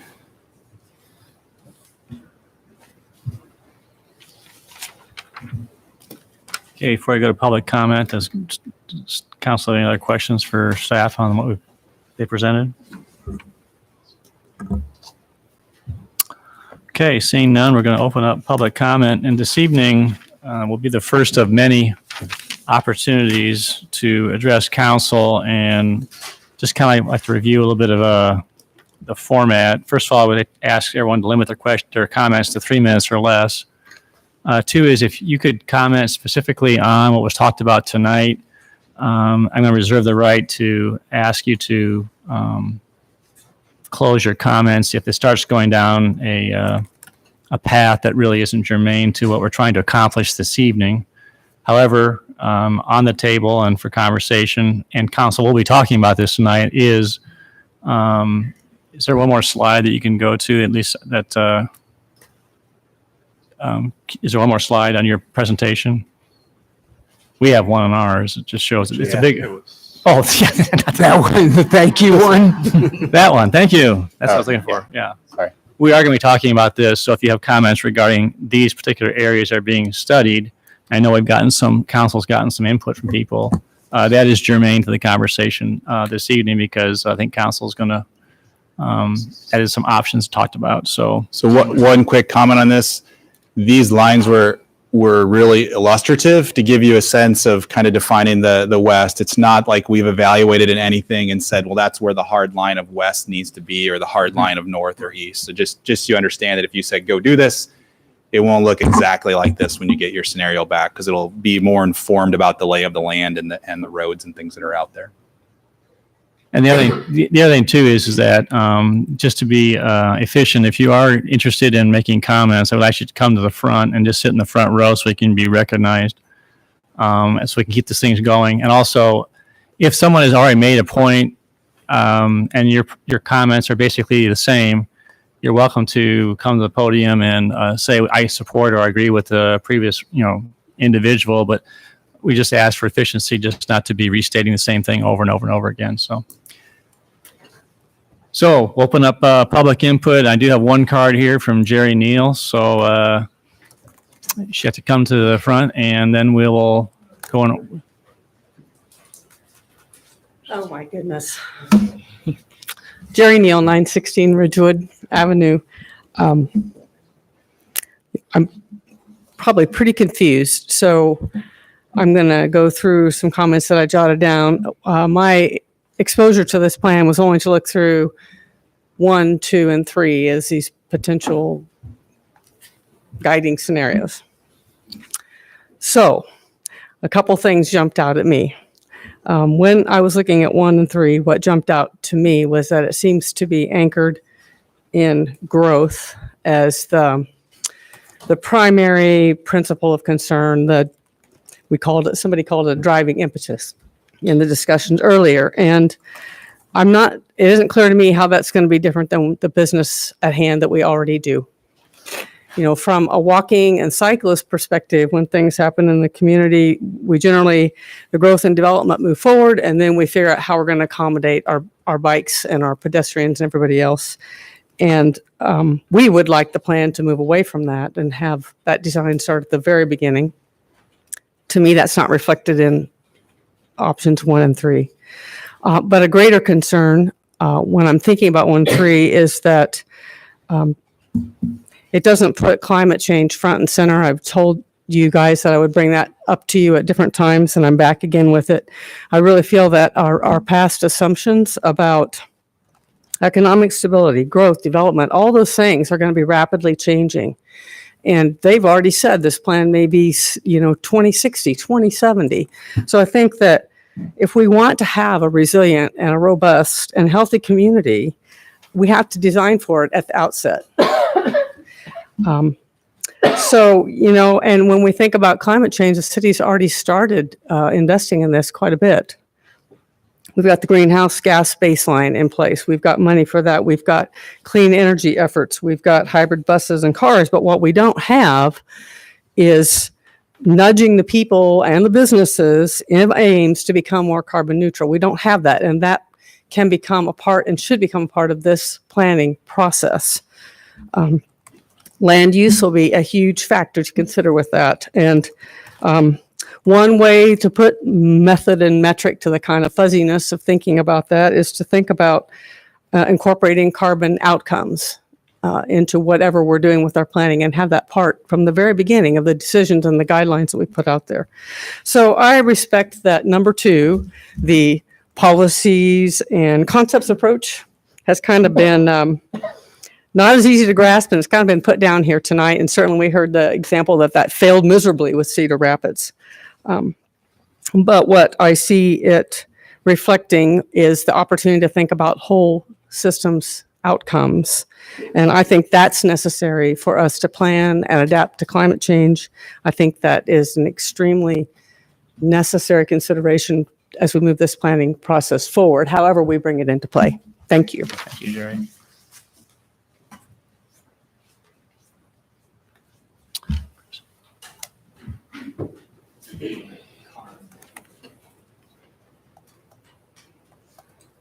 Kim Christensen at 2985 South Dakota Avenue. I sent you a letter talking a little bit about the situation in Southwest Ames, where we have a small amount of development land with about 3,000 to 4,000 acres of Iowa State research farms just to the south of us.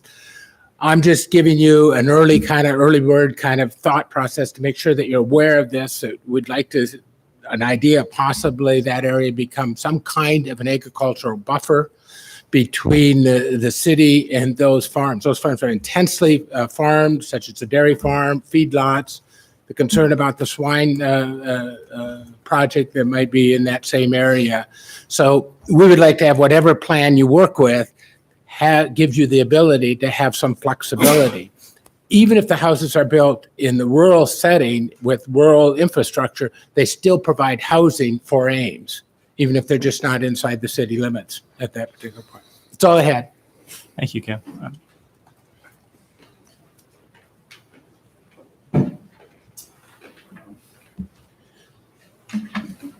Thank you, guys. My first time involved. I want to apologize, Mr. Steve Shanker. I sent a letter to everybody else from the website, and I didn't send one to you, so I'm sorry about that. So I want to start off. I've been involved. So would you introduce yourself and Yes, also I'm your sorry. address, please? Kent Vikra at 2625 Meadow Glen Road, sir. And so I started off kind of in January. I moved to the area about a year and a half ago and really liked the area. And then in January in the 2040 vision, I became kind of involved when I learned some of the discussion. So I've attended all the meetings here. I've tried to make the most of the 2040 plans. I've asked to meet with Kelly. You know, our neighborhood group has and been involved. I tried to put together a summary that I sent to each of you, and I got a response back. Thank you so much for reading it. I know it was lengthy, but I tried to address some of the concerns that I have and also other people in the neighborhood have, because there's kind of a discussion going on. So I know I have 3 minutes, so should I just go quickly through them, or what would be the best way? Why don't you just summarize them so we can just keep on going? Sure, And sure. Council does read your read the emails Well, too. So. Thank you. And safety concerns. The first one is the fire, and that's been an issue to me because that's Washington Township. I've tried to figure that along with the Kelly Fire Department. I think there's about 25 to 30,000 of their budget, total of $46,000 budget, will be removed if we become incorporated into Ames, and that's a concern because Ames fire trucks are just designed for higher buildings and fire hydrants. They don't have tanker trucks to bring water to the area like Kelly does. So the reality is, if Kelly's not there in 2 or 3 years without that funding, the water to fight fires in our area will have to come from Slater, about 3 times farther. And that's just life and property concern to me. The other concern is the traffic. I put a map in there on State Street. You know, we're having the feed mill come in out there, so there's going to be more semi-traffic. There's already farm equipment. And so just the traffic in general creates a concern. And I tried to do a lot of research on the area from the environmental. And I think I've included those documents regarding some species of special concerns. And sorry, you guys, I get kind of nervous. First time here. Fine. And then I also want to address kind of just the cost reward. I mean, when I drive around there, I do agriculture. So I like the 450 farm out there. You know, there's another $5 million research going into the Christensen hog farm, the 20 million feed mill. And Iowa State out there is just a unique area. I mean, So there's limited growth. There's just about that 100 acres in there, not even developed of timber. Everything, Iowa State owns everything past that. I think a total about 3,500 acres. So my concern is just cost reward, that if it takes this much time and cost for sewer and services out there, there simply isn't much land for the city to grow in that area. So I wanted to bring that point up. Again, I am nervous, but I think I've tried to put everything to you here. And thank you for your time. And I guess in closing, you said, what would you ask to the other person? You know, when the discussion here, I would like to be able to help get the facts, but the reality is I would like that area to be taken off the table in this discussion. I think it raises a lot of barriers, and from taxpayer money to these environment to safety. And I would just like that area to be taken off the table and the time spent on better areas at better use of your time. Okay. And thank you. Thank all of you. Appreciate you coming.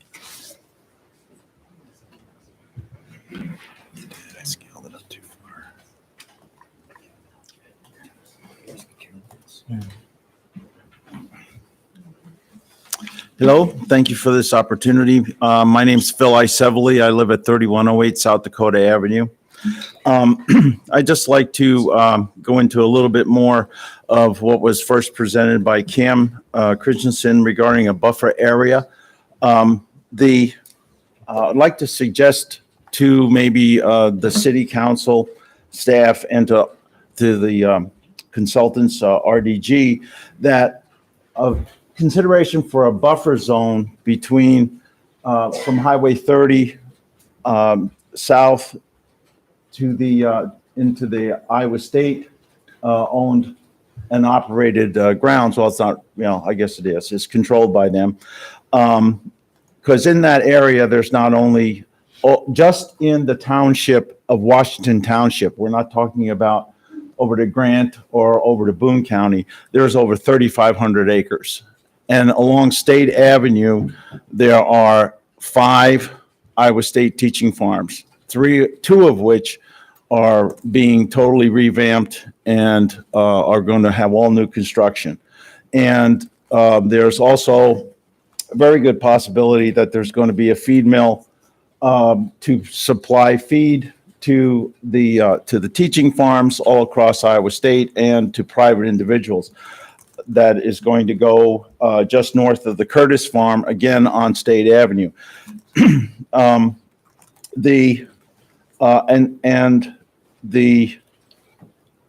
would like the council and RDG to consider that development out in this area, first of all, is limited because of the acreage. Secondly, that there is a lot of traditional agricultural practices that take place out there. There's, of course, the crop, and then there's livestock production, both by Iowa State and by private farmers in that area. And along with that comes the usual agricultural practices that you see every day, year round.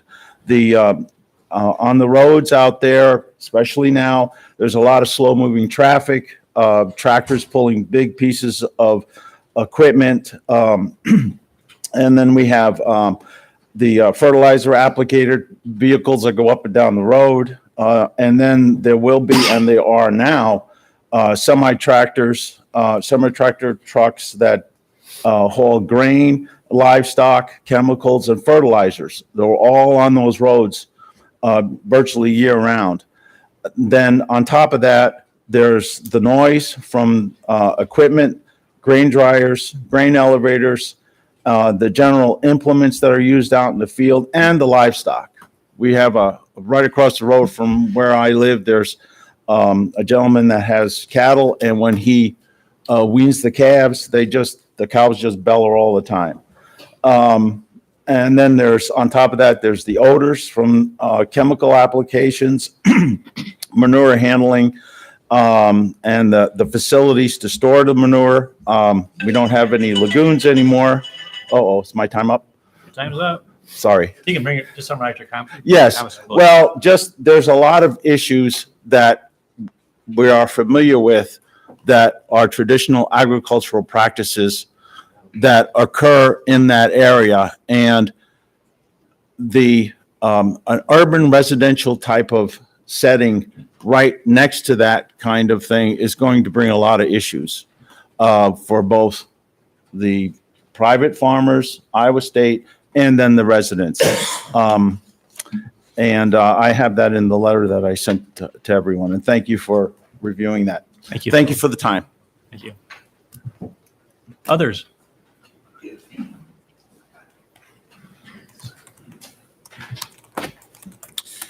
Hi, Kurt Friedrich with the Friedrich Companies.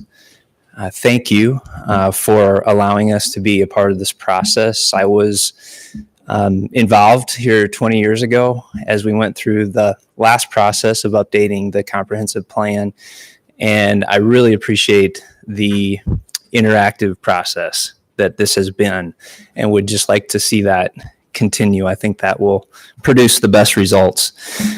I am in favor of the 1 and 3 options with the focus on infill and focus on locational aspects of updating the plan as being the next step in the process. I think that by and large, locations that are determined will determine the concepts that are used or philosophies that are employed in those locations. I would also encourage you, as you go down this road of infill and locational focuses, that at the same time you would also consider pioneer infrastructure to serve these areas and the costs of doing that in those areas.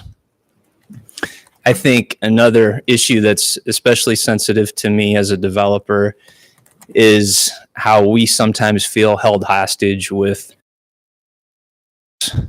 I think, rural water entanglements need to be considered in the comprehensive plan update and how we deal with those impediments.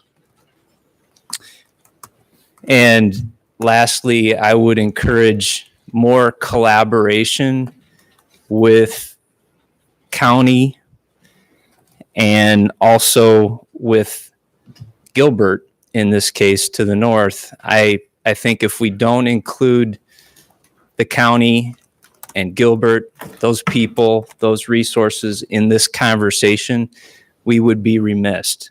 Because while I do think it would be unwise to say we should grow in one area, I think it is obvious, in my opinion, that there is energy and momentum to grow more to the north. And Gilbert is part of that conversation, and so is the county. Thank you. Thank you, Kurt.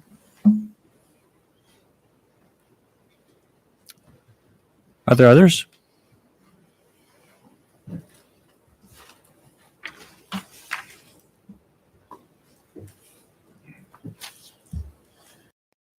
If there's anybody else that interested tonight in speaking, if you please just come to the front, sit in the front row. Otherwise, I'm going to go ahead and close public comment after this lady.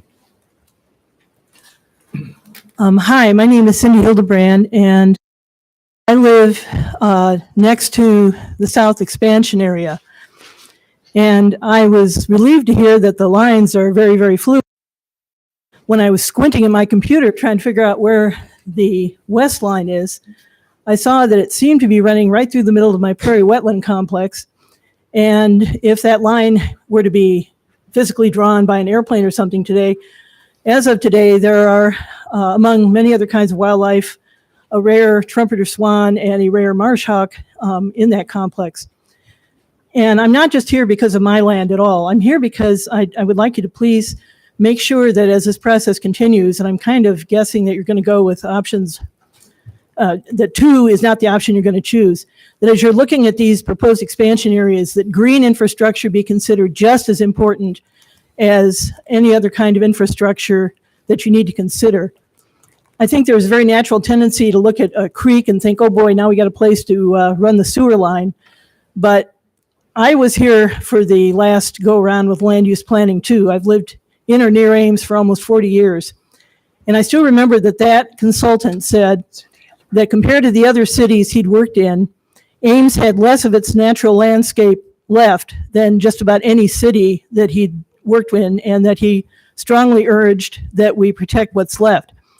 And Ames is not unique in that, of course. The entire state of Iowa ranks 50 out of 50 states in the amount of natural landscape that's left.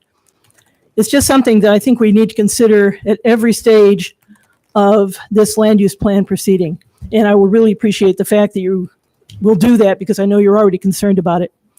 Thank you. Excuse me, before you leave, would you just, you said green infrastructure is part of the planning process. Would you define what you mean by green infrastructure? As of now, I would say it's just about anything that isn't lawn or cornfield. I mean, permanent vegetation that helps to soil health. Permanent vegetation helps quality. It helps climate change. It helps water quality. I'm not saying every inch of it needs to be preserved or protected. I'm just saying that it all needs to be considered, and that the most important pieces do need to be protected. Okay, thank you. Thank you. Good evening, Chuck Winkleblack, Hunziker Companies, 105 South 16th Street.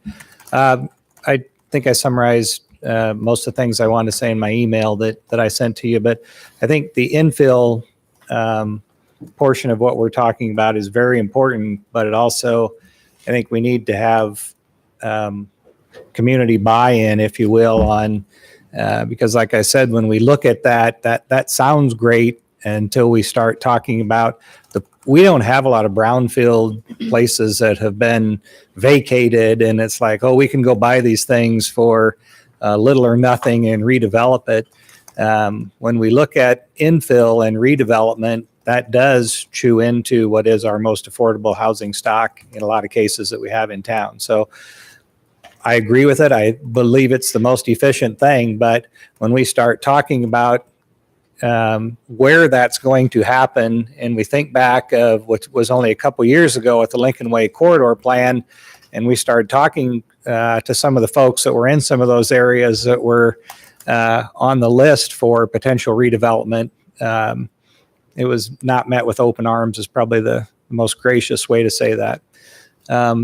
The location thing, I agree with that, along with the efficiency part, but we also need to be cognizant of what's available. And, in the past, sometimes we've created, by limiting the scope or limiting what's available, it drives the price sky high, because there are some folks that just don't want to sell, and if they are the landholder, that is their right not to sell. But then we only end up with where, we're fighting over one or two pieces of land, and those people know that. They know their neighbors don't want to sell, and so again, that jacks the price up. That limits our options, and it limits options for the community. So again, believe in the infill part, but we have to make sure it works. And what makes sense going right next to the city where we have infrastructure already makes a lot of sense. We have to, we think back a long time ago when we made some decisions, not you folks, but previous councils made decisions, hard decisions about we're never going to go past here. And we think as a city made some poor infrastructure decisions that we're now having to go back and try to revamp, because we said, boy, we are never going to go past here. Did some sizing, did some infrastructure things that now I think we regret as a city. So hopefully these folks will be mindful of those things as we go forward.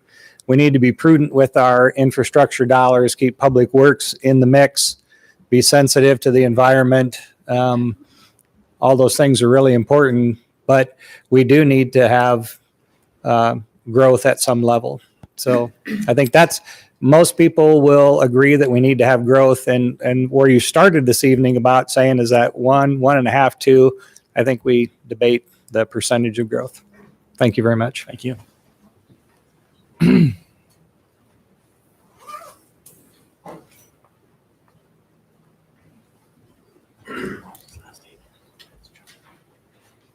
evening, Mayor and Council. Dan Culhane with the Ames Chamber of Commerce and 3115 Aspen Road here in Ames as well.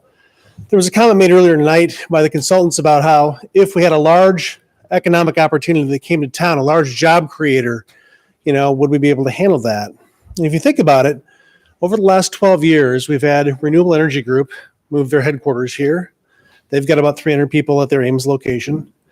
We've had Web Filings turn into Workiva. They've got roughly 600 people here in town. And now we've got Vertex, which you were a big part of here a few months ago, where they're at 81 people today. When we were here back in February, they were at 52 or 54, somewhere in there. And they're projecting another 300 jobs. And so I think those are all really big economic opportunities in and of themselves. Yet we knew for a long time when Workiva was growing and ramping up that they were going to be significant. And yet the vast majority of the people in the Vertex example right now live somewhere south of Ames. And that's fine. People should live where they want to live. I get that. However, I think there's an economic benefit to a whole host of things that we like to do and we get to do here in Ames, whether it's supporting the United Way, the Boys and Girls Club, whatever your favorite charity is. When those dollars go elsewhere and they live elsewhere at night, they put those dollars in those communities as well. It's also a retention issue for a lot of our companies. A lot of people will choose to live south of here somewhere. They're on their driveway on a Friday night talking to their neighbor who works at Wells Fargo Mortgage, and they say, well, I'm a web developer in the research park in Ames. Oh, well, you could do that at Wells Fargo Financial or Wells Fargo Mortgage, and you'd have less of a commute. And so it becomes a retention issue for us too. And so I know not everybody can live here. I get that.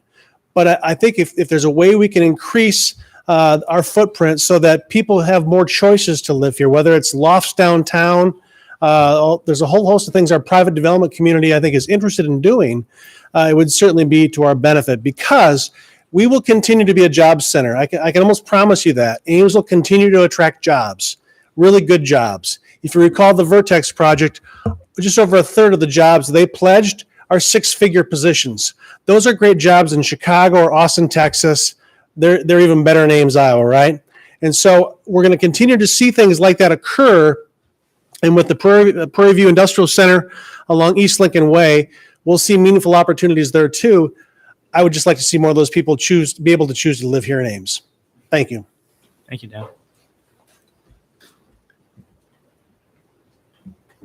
Last call. Anybody else?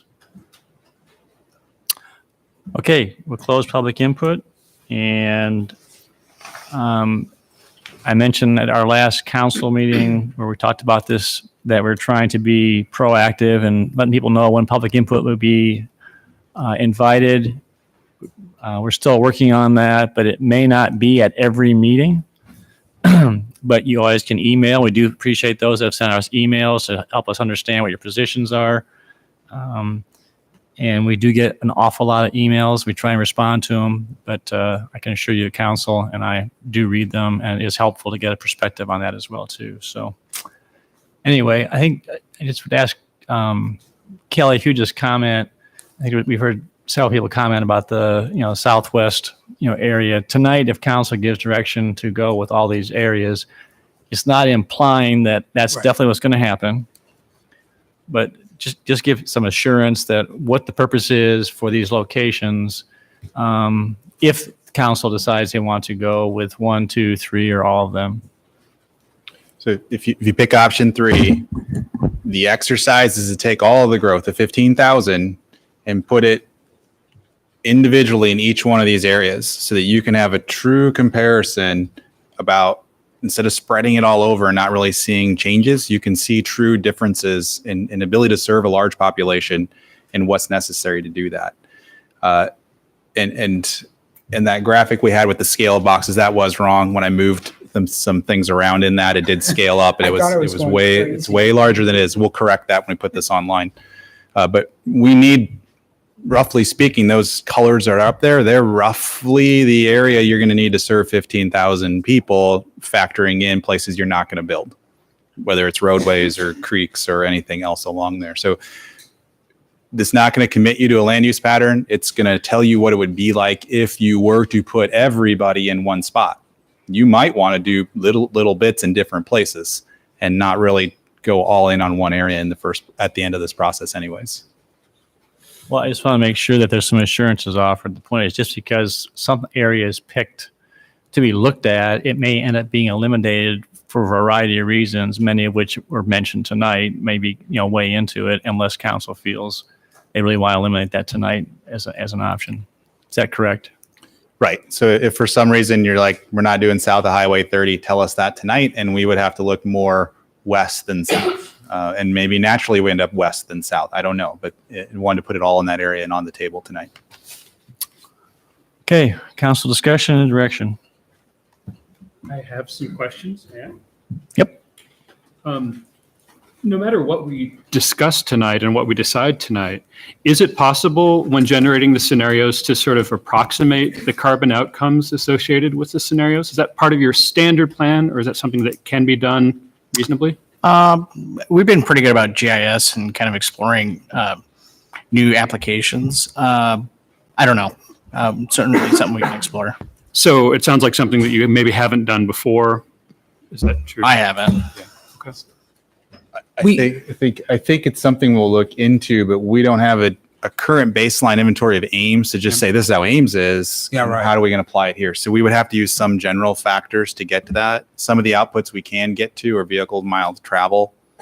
We can get to some basic energy consumption stuff that comes out of information we have, and how that gets translated. We haven't done it yet, so we don't know. So we can give you some sense of that, but I can't promise you it's a true emissions inventory for each area. Yeah, and density is a big factor in that too. That like again, do you assume transit or no transit? Yeah. And big influence Yeah. on parts of the GHG emissions count. The reason I'm asking is that I'm wondering if in the different areas, whether there's something about the area that you would say is overwhelmingly making it different than the other Right. areas. Right. That's all sort of thing that I think would be useful for us to know, yeah. if possible. I'm going to guess, my first thought is it's unlikely you're going to see a true carbon difference except for the vehicle mild travel component based on where you think people are driving from to get to work or to get to school or to get to shopping. Because the energy consumption of the home and all those kinds of things should be the same everywhere. So there probably isn't a lot there other than the travel factor. And that's something that we intend to do when we've developed more of this. We have an agreement with the MPO that they're going to use the travel model to put that in and give us some better information about the travel impacts of this as part of this exercise. We're not doing this in a vacuum and not understanding what travel impacts are. And we should be able to generate vehicle mile traveled from that model. What does it take into effect if we don't build housing here, or we do create 3,000 new jobs and 2,000 of those people live in Ankeny? So we're looking at different areas in town and vehicle miles traveled, but it doesn't seem to be including necessarily, which is good to compare these areas, but it's not necessarily comparing the fact that if we don't build something and someone lives in Ankeny or in Marshalltown or pick another city, the carbon footprint of that is even higher than any one of these areas. So how do you take that into effect? That's probably a different exercise than what we're doing. That's why we want to be able to accommodate housing here. Because from a global point of view, if there's an opportunity to live 5 miles from work rather than 30 miles from work, that's a good thing. So I don't think that's a fair comparison though for us to like cherry pick more remote or smaller communities have to drive here, because then you can make the same argument. Why don't you just live in Chicago and you have transit everywhere and walk everywhere? So that's probably not an exercise for this plan. So we have to talk about what it means to Ames, not whether it's better or worse than another city.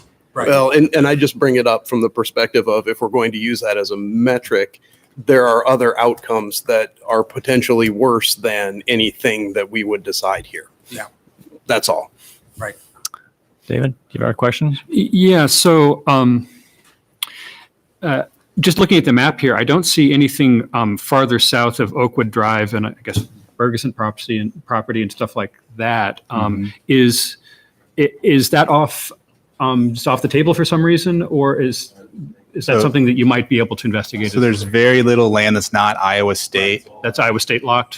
There's a section of it south of the research park that's not Iowa State, but if you zoomed in on that, you'll see that it's almost all orange south of the Bergeson annexation. Well, it is definitely immediately south. Oh, it's the orange we can see even here? You can see sort of barely in there. It doesn't come, that screen's a little better on the right over there versus the front. So immediately south of Bergeson is absolutely Iowa State property. south of the research park is a small amount of land that is not owned by Iowa State. But basically, you've been encircled from the airport over to South Dakota by Iowa State land. Right. I have two more questions. Okay. One, you might not be able to answer at all, and this is maybe a dumb question, but is there any capacity within the research park to include housing there and make it more of a self-contained community rather than a driving destination with big parking lots? We can talk to them. Right. When the master plan exercise was being done about 4 years ago by the research park, there were conversations about what can we do to support the area. It was viewed definitely as prime industrial and R&D space to prioritize that and have housing maybe around it. But they're not a large area, so they're not going to have a substantial population element.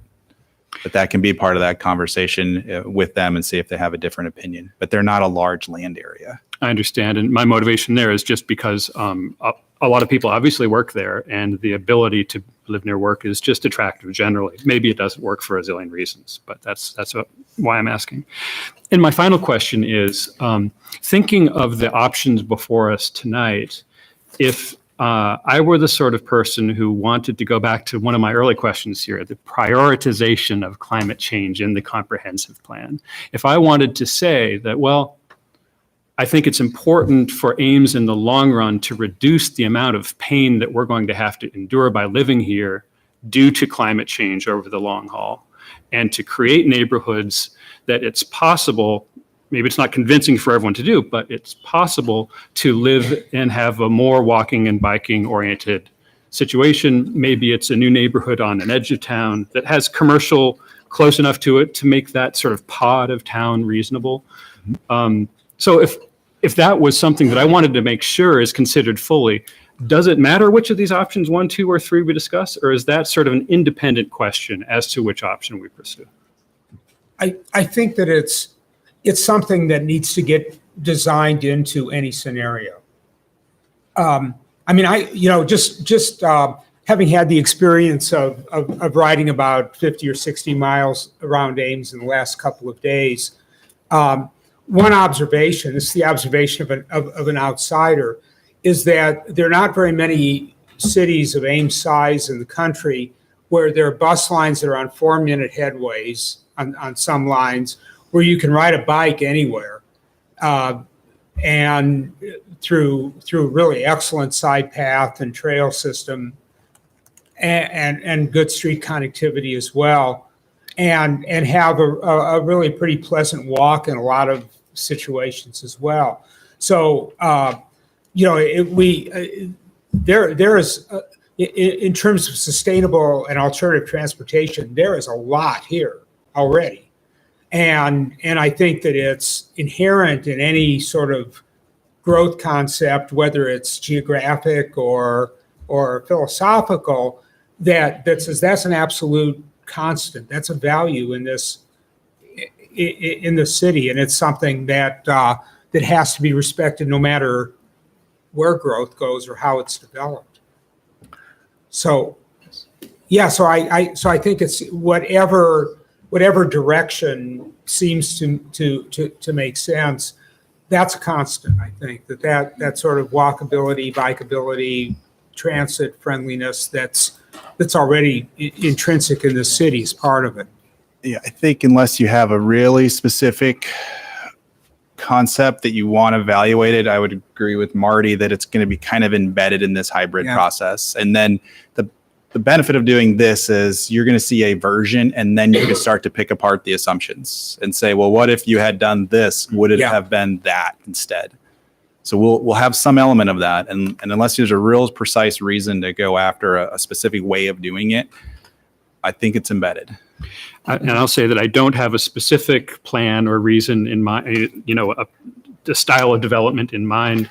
I just think that it's our responsibility to think very long term about this and try to make sure that whatever we decide is something that will inflict the least pain on our community in the long run.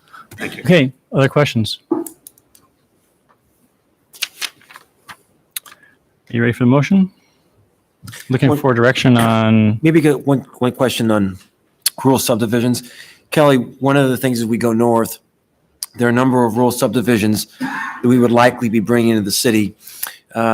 Unfortunately, those subdivisions were not built according to city specs. So streets, there's major concerns with some of those subdivisions in terms of septic. And could you just give us just sort of a broad swipe of the brush about how we think about providing services and with respect to those county subdivisions?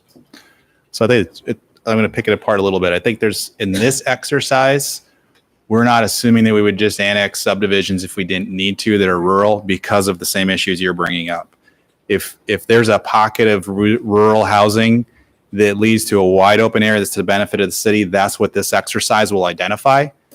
And then if you do choose to go one of these routes where some rural residential gets absorbed in the city, that's a question of implementation of the comprehensive plan. Just because you come into the city, you don't go out and replace septic systems or change well water to city water. There's a whole process behind that. In the past, the cities use assessment districts for property owners to bring them up to city infrastructure. It's not a lottery ticket to get into the city, and all of a sudden everything changes instantly to be in the city. So I think we're cognizant of that. Again, if we don't need to absorb rural residential to get to a larger area, it's probably not in our interest to do that. And it's generally not in those particular people's interests. If you've been to the council meetings when we talk about annexation, they rarely are jumping up and down to come into the city. And then under option number 1, looking at infill areas, are we going, if we went with option 1 and 3 tonight, is that sort of solidifying these particular infill areas? Or there's some, because it might be that council has some interest in other infill areas? If there's something on your mind, I would say tell us. I think this is a pretty broad range right now that I put in there just to make sure that we understood what we were talking about and not just some abstract go find things. But if you have something specific, tell us so we know if that's covered. Well, I don't know how we do this. I'm very interested in Lincoln Way, East Lincoln Way, east of Duff. That's on the list right now. That should be. Oh, Lincoln. It is. That should be embodied in the one that says That the number Lincoln- 3, east of South East of Duff Duff Avenue and south of the Union Pacific Railroad. So that's meant to cover the area that's kind of where the resource recovery plant is, and then Okay. also south of the resource recovery plant. Okay, good. I didn't realize it was. Would that continue? Would that continue on all the way out to Dayton? No, that would stop. In my mind, that's that area that's kind of bounded by Skunk River towards South Duff. Because once you get to Skunk River, it's basically all industrial or commercial, and I'm not thinking that's a huge infill opportunity right now. We need that just as the city to continue to exist as is. Thank you. And I don't know that we'll even get all the way to Skunk River. That's a lot of land, but The exercise with the Lincoln Way corridor helped us to grapple with the lack of commercial space that we have. So I appreciate your attention to that. Thank you. So I have one other question. If we think about the constraints that might apply in these different areas, what kind of information are we going to get on that? And maybe I should say, in what form will it come? So for example, we have talked about service and whether or not we actually have infrastructure to serve these areas. Are we going to see some sort of calculation that says it's going to cost X amount to serve X number of people in a particular area? Yes, So we'll have yes. a rough approximation of how much it would cost to put that infrastructure in that. Also in terms of constraints, what you see faded in behind that is a constraints map. Mhm. So all those kind of colors, the yellow is Iowa State property. The green is floodplain. You can't see it very well, but because this was manipulated so that those faded out so you could see these study areas. I am a little cautious about the statement. It won't be in tremendous amount of detail. There'll be big numbers.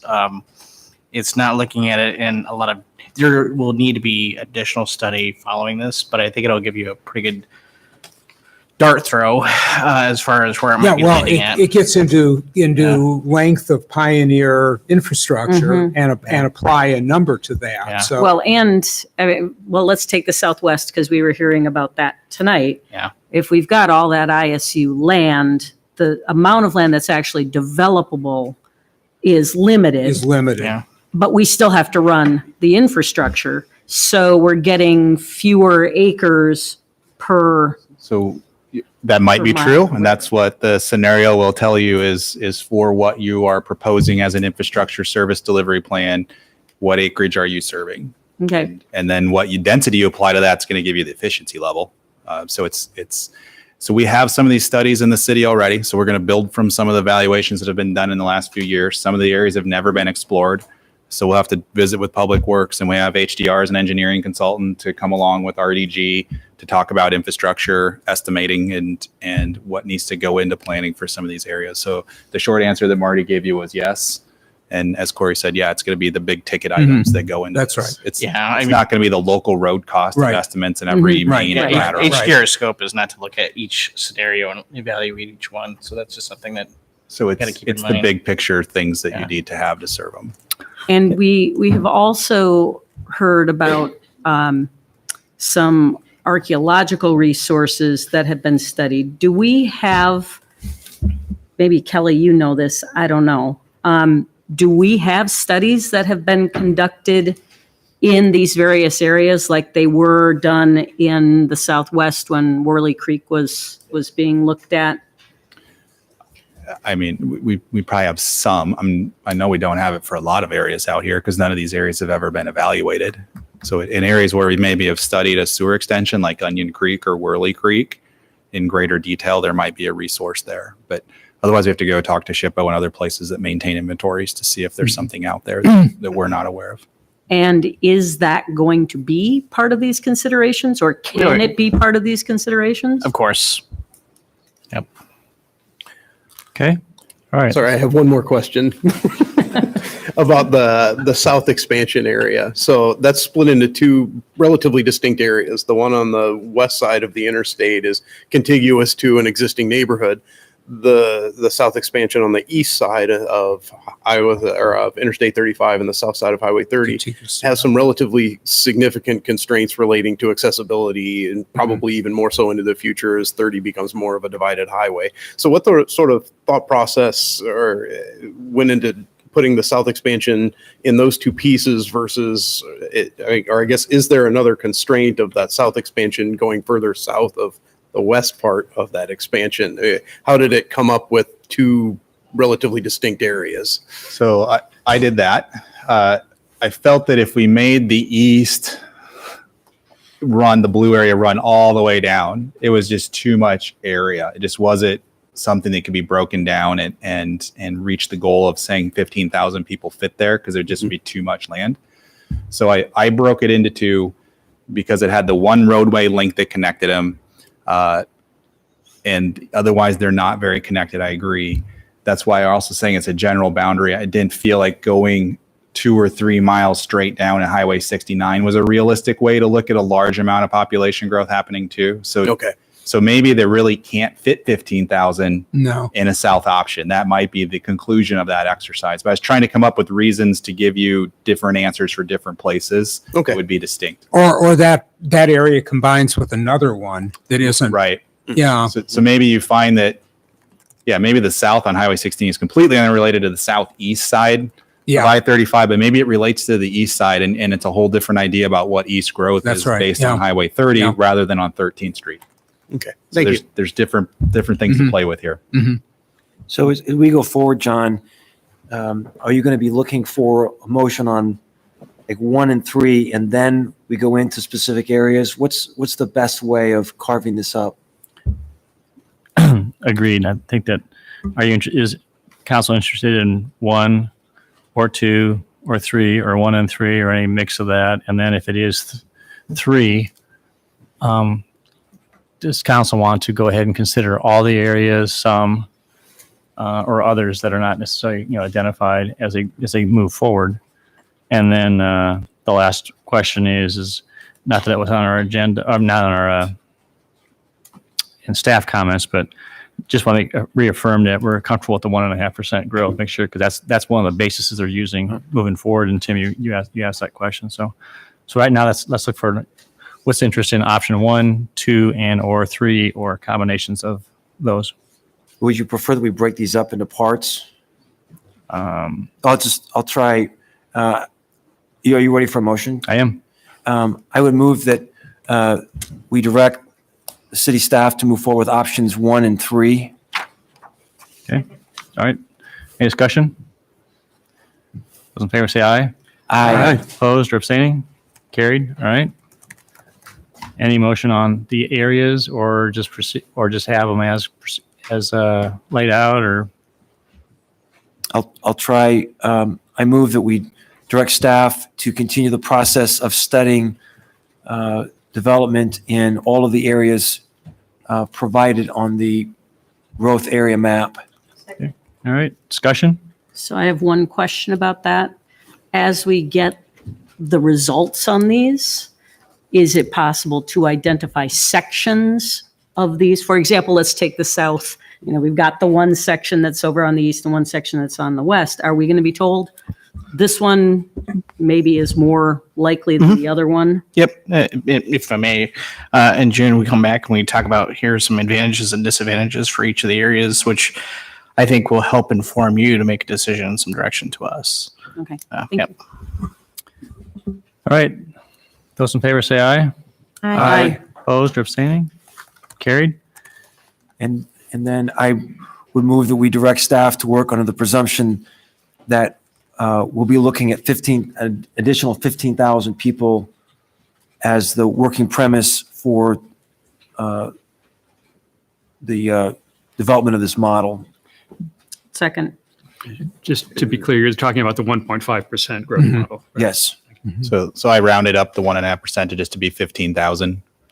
That was just a working number. It's easier to communicate with people to say we're talking about 15,000 rather than 1.5% growth. But it's based on that. Okay. Those in favor say aye. Aye. Opposed? Motion carried. Do you have anything else from us tonight, Kelly? We're set. I think we got our marching orders.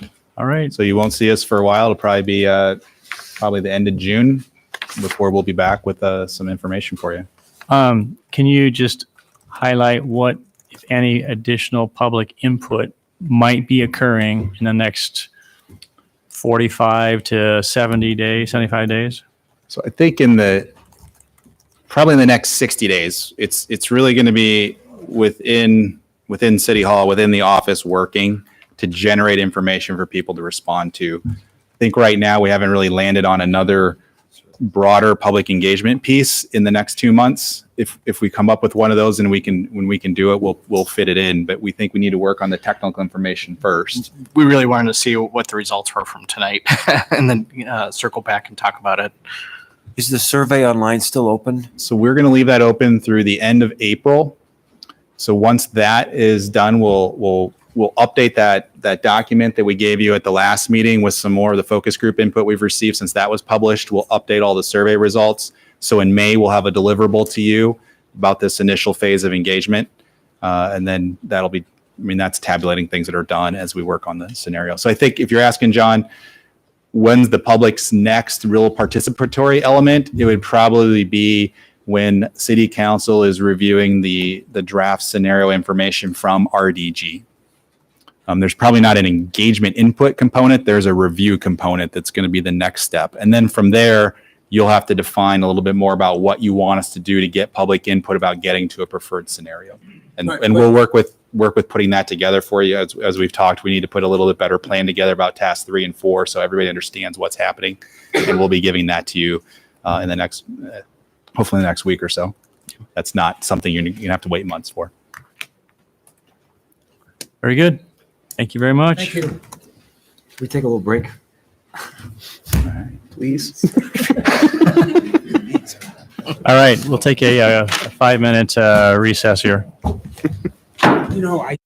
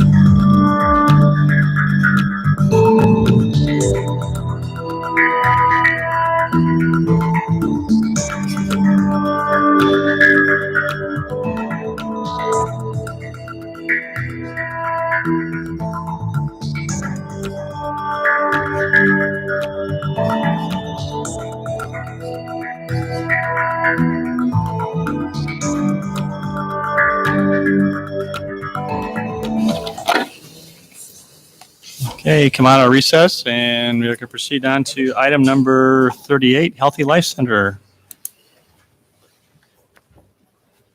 Well, I want to remind council that the last meeting, we had attempted to follow through with a previous request, and that was to look at some savings on the project.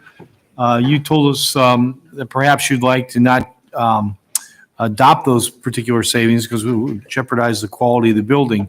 So you asked us to go back and look at restoring those and then look specifically at maybe the contingency, if we could save any money there or whatever. So Keith, I believe, met with our consultants and we have some updated numbers. And to summarize for you, if you remember before with the savings, we had gotten down to about a $44 million project. You'll see the exact numbers. And Keith will tell you that by restoring some of those costs to the same quality you wanted, even with a further reduction in the contingency, we have a project of about 48 million. So Keith, you want to go over there just real briefly and show you what we are cutting out and what the the current final projection for the project is now. Oop. So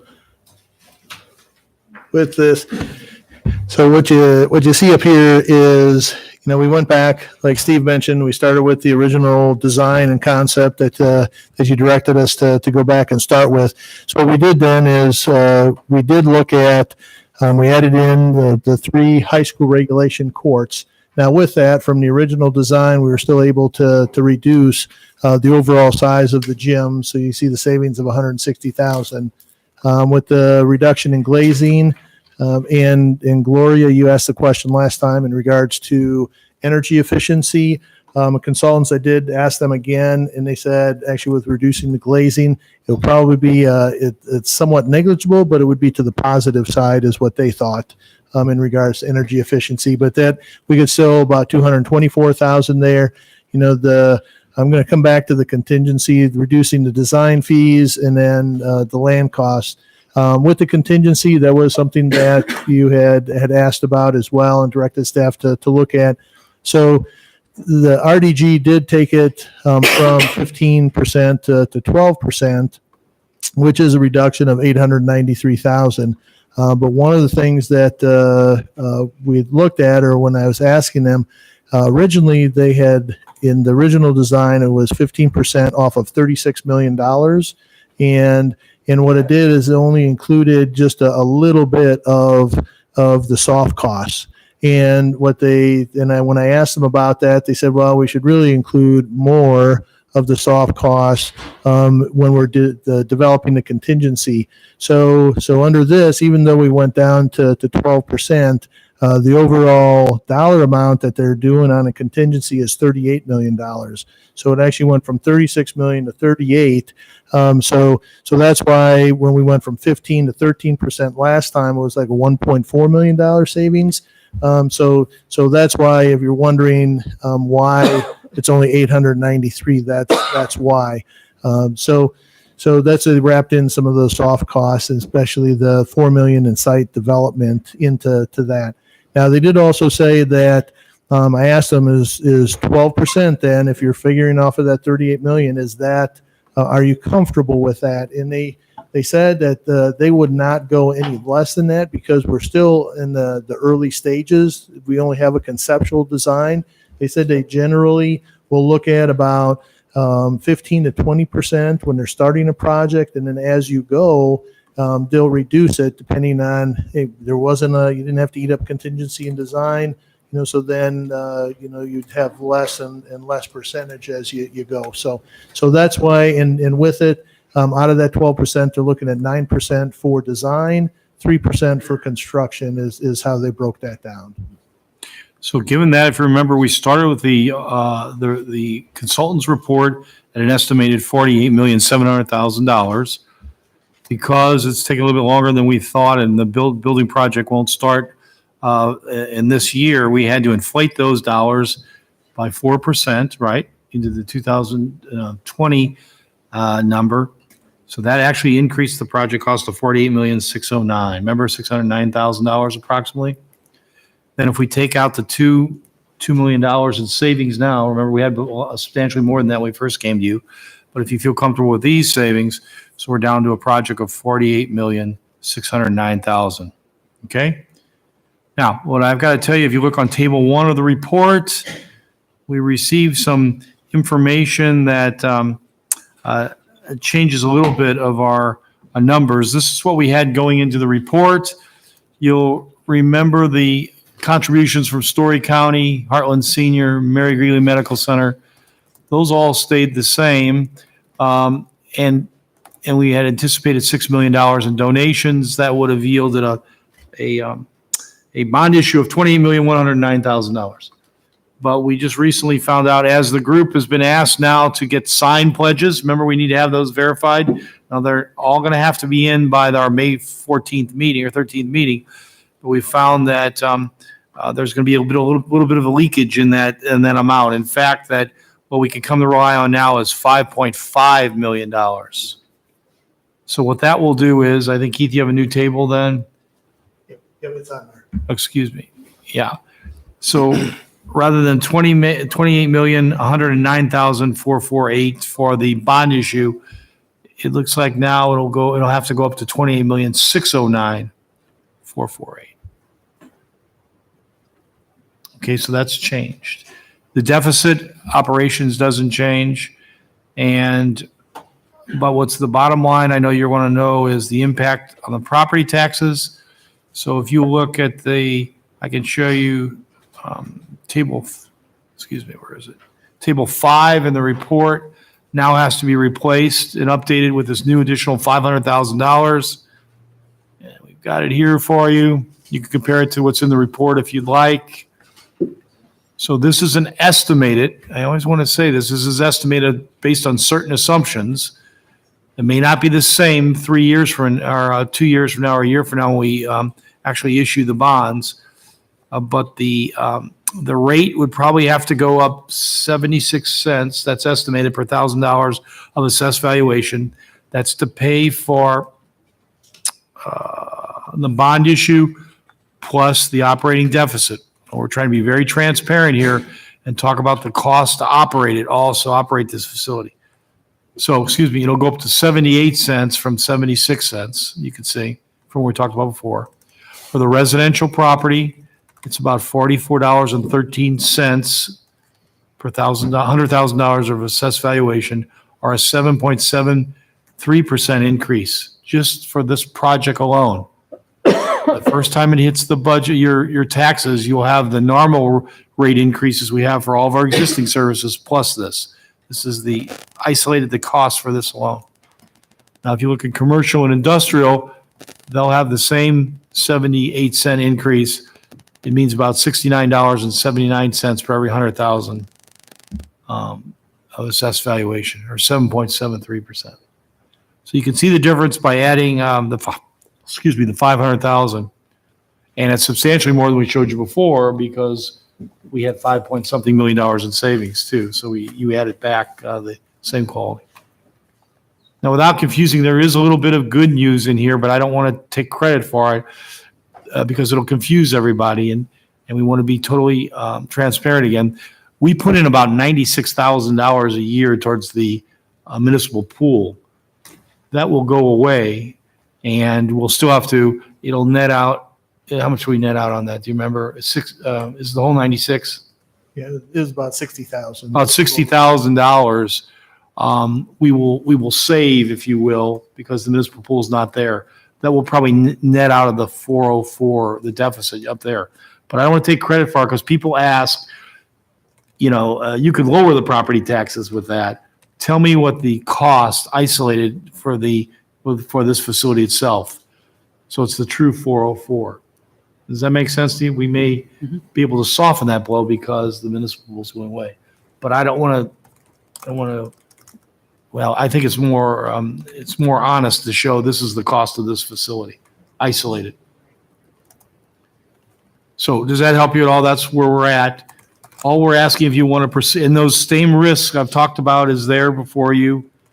That I outlined before, as far as donations over time and state legislation and maintenance in the future, replacement, all those kind of things.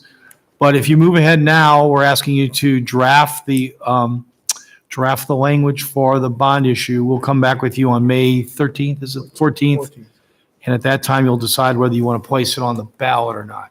In the interim, we're moving ahead, trying to develop contracts for Heartland, Mary Greeley, Story County, and Iowa State University. And then I'm telling you, it'll be a very challenging to get those all completed by May 14th. It's probably not going to happen with the university. They're going to have to review it and then send it to the Board of Regents. But we'll try to get those done as soon as possible. You authorized us to move ahead with that already. So any questions you have? Your alternative one identified a specific bond amount. Would that change then? It may change only that when we come to you and we'll plug in that number, Dwayne will have to put in issuance costs. I don't know if that's 30 or 40,000 or whatever it is. Have to pay for bond attorney cost, your financial advisor, those type of things. And also the shortfall.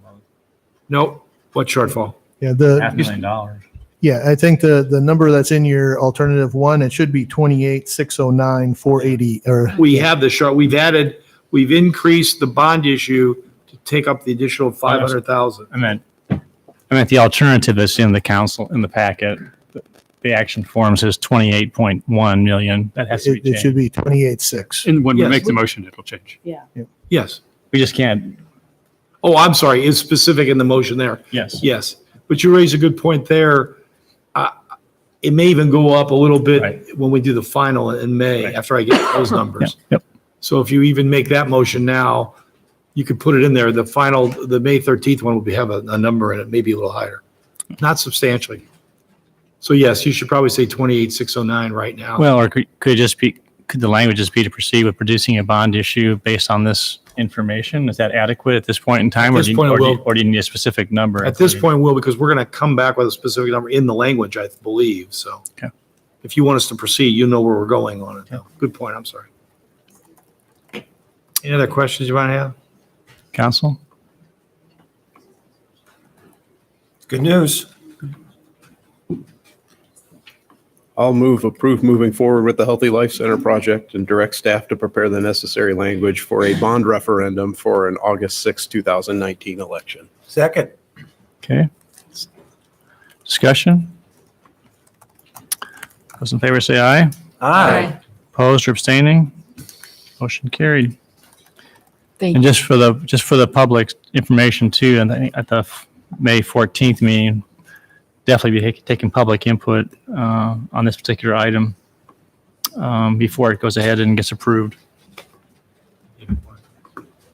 All right, very good. Thank you. Item 39, new radio system. I think Chuck, Doug, and Rich are here. Is this for like Apple Music to play on, that kind of radio, or a different kind of radio you're talking about? You're smiling. Good evening. As you know, this has been a long journey for us to develop partnerships and proceed towards a development and implementation of a new radio system. Strong partnerships with the county and Iowa State University, in fact, to the point where Iowa State University purchasing was the primary negotiating agent in this contract. And they have, we notified you earlier of a intent to award a contract. And what's been forwarded to you is the product of additional negotiations to try to provide the best possible radio solution at the best possible price while maintaining the history, tradition, and effectiveness of our radio interoperability across the county. I'd be happy to answer specific questions about their proposal or about the contract. There are a great number of details there, but we're really pleased to be able to come to you with that contract. And then the way Storycom functions, what we're doing is asking you for permission for the Storycom representative from the city, which is City Manager Shanker, to give him permission to sign that contract when the three entities come together and make that final decision to go ahead. Any questions? It's a pretty complex partnership. We value partnerships, haven't we? We've talked about it a lot. And a lot of credit goes to these three individuals who worked to put this together. And Jane also, Jane, wave your hand. Jane's been protecting us from the legal side. She's done an excellent job too. So I think they put together, they represented us well. It's going to be a good partnership. And the greatest thing is the citizens of Story County are going to benefit from that. And it's going to provide a lot better safety to our employees or all the emergency responders too. So it's a good project. It's really tough and intricate to put together, but they did it. So deserve a lot of credit. I did have one question in the council action form. Says that it's the intent of the parties that radios purchased by the city should be property radios. This is for the radios purchased through Storycom. And so there's a a monthly maintenance fee. But, and is this correct that I think that they're going to be allowed to be used by other parties in the event of an emergency? Is that the radio group that we're talking about, or No. Oh, it's not. Okay. We have guaranteed a base number of radios that we know we'll need. Because of the contract relationship between Storycom and Raycom, the actual transfer of funds will go to Storycom and then to Raycom. And there's a clarification in the 28E that we thought was important over the life of the system to ensure that everyone understands those radios are owned by the city or owned by the purchasing entity and not the property of Storycom collectively. That doesn't mean that Storycom can't decide to set aside a bank of 30 radios, for instance, to be used in the event of an emergency anywhere in the county. But what we purchase, for instance, for the city will be owned by the city for the life of this contract. Mm-hmm. The other item, I think it's on 39B, which talks about approving the contract for Raycom, since that's all part and parcel of this item. Fire chief and I were at a EMS meeting last week, and the one of his staff made a presentation on, did a very good job on presenting the whole package. And he stressed on several occasions when he's talking about this that the monthly fee was not going to, don't put this in stone for sure. But there is quite a difference in what was reported and what was in this council action, form. And so I think he was talking about somewhere in the mid-20s, I think. Is that right, Chief? Is that 25, 26? And this is actually in the form. It says it's almost $39 a month. So I knew that was very fluid. So could you just comment on that? Only thing is, we have lots of partners. Sure. That, like in smaller communities, that may have an impact on their budget for sake of discussion. So anyway. Right. There are several components to those tower fees. Some of those we know as a part of this contract. For instance, the licensing of the software over the life of the system. We know what that cost will be and can confidently project that portion into the tower fee. The more radios on the system, the lower that tower fee goes. The more parties we spread it over. So that affects that cost projection. There are also some things we don't know at this point. Until we have a contract and a vendor, we can't really enter into serious negotiation for the leases on the tower sites. And there will be 5 tower sites as a part of the system. Some of them we expect will be relatively inexpensive, but there is likely to be some lease cost that we'll have to figure back into these radio tower fees. So in preparing the information for council, we'd rather give you a higher number now and introduce some good news later. So we went to the high end of some of our estimates and included a projected cost for administrative overhead, licensing, leasing, maintenance towers, all of those things into that bucket. Those estimates will improve over time. Well, there is some variability in.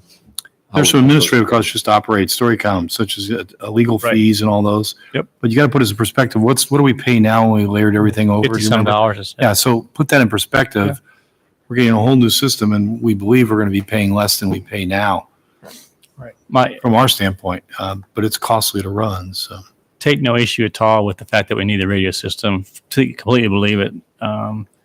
And I just want to make sure in terms of the communication, we have multiple parties that are, at a meeting. I just want to make sure that just keeping them apprised if this is actually trending higher, just so they're aware, not caught, like in a meeting 3 months later or 4 months later, all of a sudden, oh, by the way, it's going to be this. And they were cautioned several times. This is not a hard number. But you know what happens is once you share a number, it becomes a hard number in people's minds. That's just the way it is. So I just want to make sure that people don't get surprised, and maybe just out of courtesy, however you think you can do that. And there's a lot of trust in Iowa State, City of Ames, and Story County. But just want to get the impression that all of a sudden that, oh, the fee just went up essentially. Right. Yeah. Go ahead, Chief. Yeah, we're doing a lot of outreach to the Story County Fire Chiefs and the Story County EMS associations, trying to get that word out and let them know that these are rough figures. So we're doing as much outreach as we can. Absolutely. And last question, I noticed we got a contract that was sent that was proprietary. Was not part of the packet. Reading through that, there's a lot of things that are excluded from the contract, like fiber between different points. Is that included in these costs, or who's paying for all that? We already have it. Okay, good. Other questions? We're ready for a motion? Oh, wait, for that. Any questions? I want to take some public input. Public input before we make a motion on this. We're spending money. So. All right, open up public comment or input on this particular. Is there anyone that wants to address council on this topic? Seeing none, we will close public input. Just to remind you, there's an action A and B. So one is actually an amendment to the StoryCon, the City of Ames membership in the StoryCon to extend it to 15 years. The original agreement said 10. The attractive pricing that was submitted by Raycom is actually over a 15-year period. So we don't want any one of us or parties to be able to back out in 10 years. If that's in the agreement, we probably won't get as attractive of pricing. So that's why we're trying to extend the agreement from 10 to 15 years to match the pricing from Raycom. That's A. And then B is the contract itself. If you authorize me to sign it between StoryCom and Raycom for the total system. Okay, entertain a motion on a resolution approving 28E addendum number 1 with StoryCom. Move approval. Second. Okay, any discussion? Hearing none, roll call, please. Aye. Aye. Aye. Aye. Aye. Aye. Thank you.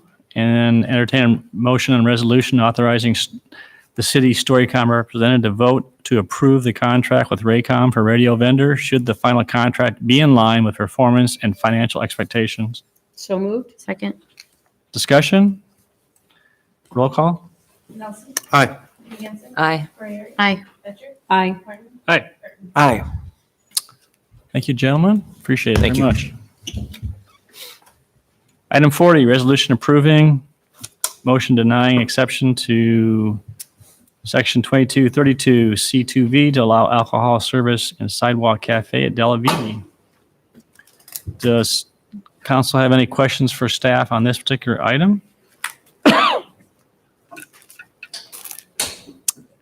Is there anyone in the audience that wants to address council on this particular topic and forum?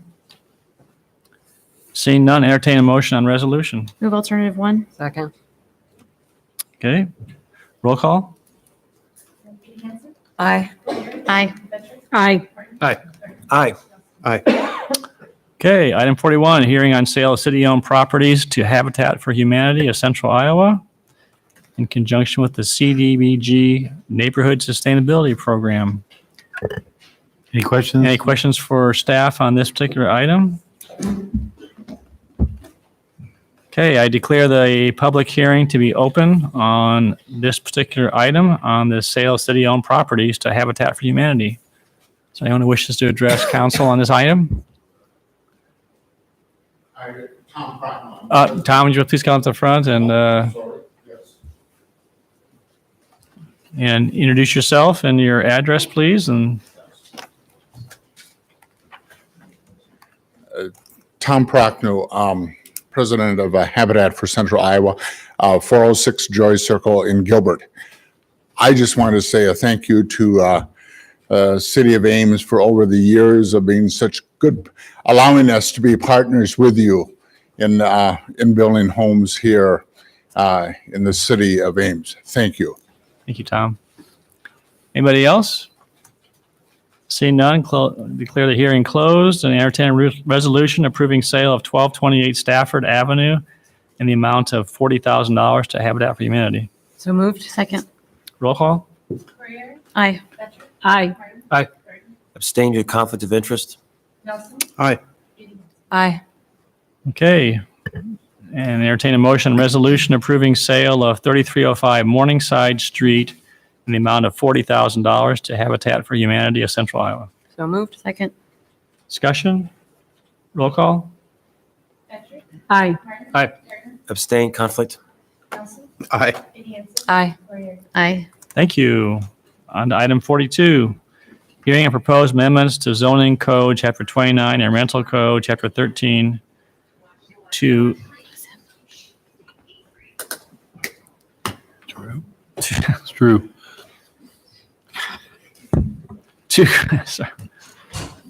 to create new chapter 35, establish zoning definitions, standards and enforcements, procedures, permitting, licensing on short-term rentals in specified zoning districts. Good evening. Good evening. This item's been before you. Before, you're familiar with it. We're asking that you would review the proposed ordinances, hold a public hearing on the ordinances, and proceed with first reading for approval of each of the 3 ordinances. We will need 3 motions, 1 for each ordinance. I'm here to answer any questions that you might have. We also are asking that you would establish a fee for the licensing and have that as part of your discussion tonight for short-term rental. Questions for staff? 3 motions, you said? 3 separate? They're kind of all. One for each of the ordinances. I see. I do have some questions on this before we make any You guys motions. just Okay. clarifying how the. Yeah, any questions?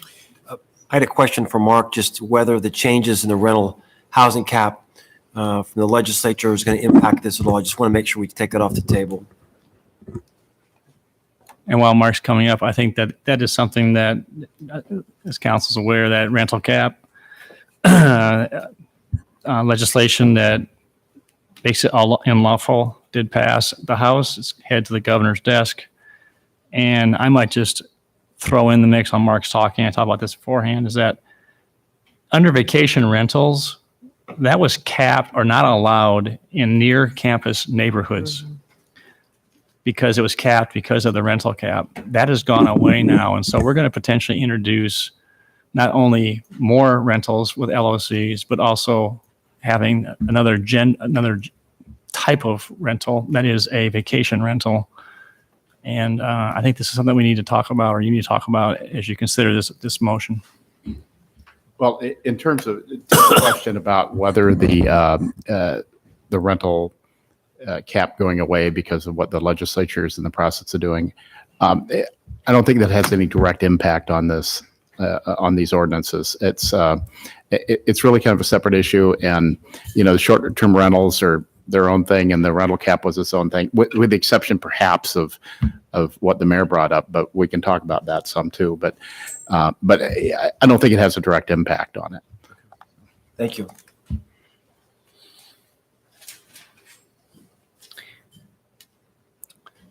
So I'd like to, as I look through the different ordinance sheets, I guess I would just submit to council or just ask for some discussion in terms of the impact of vacation rental.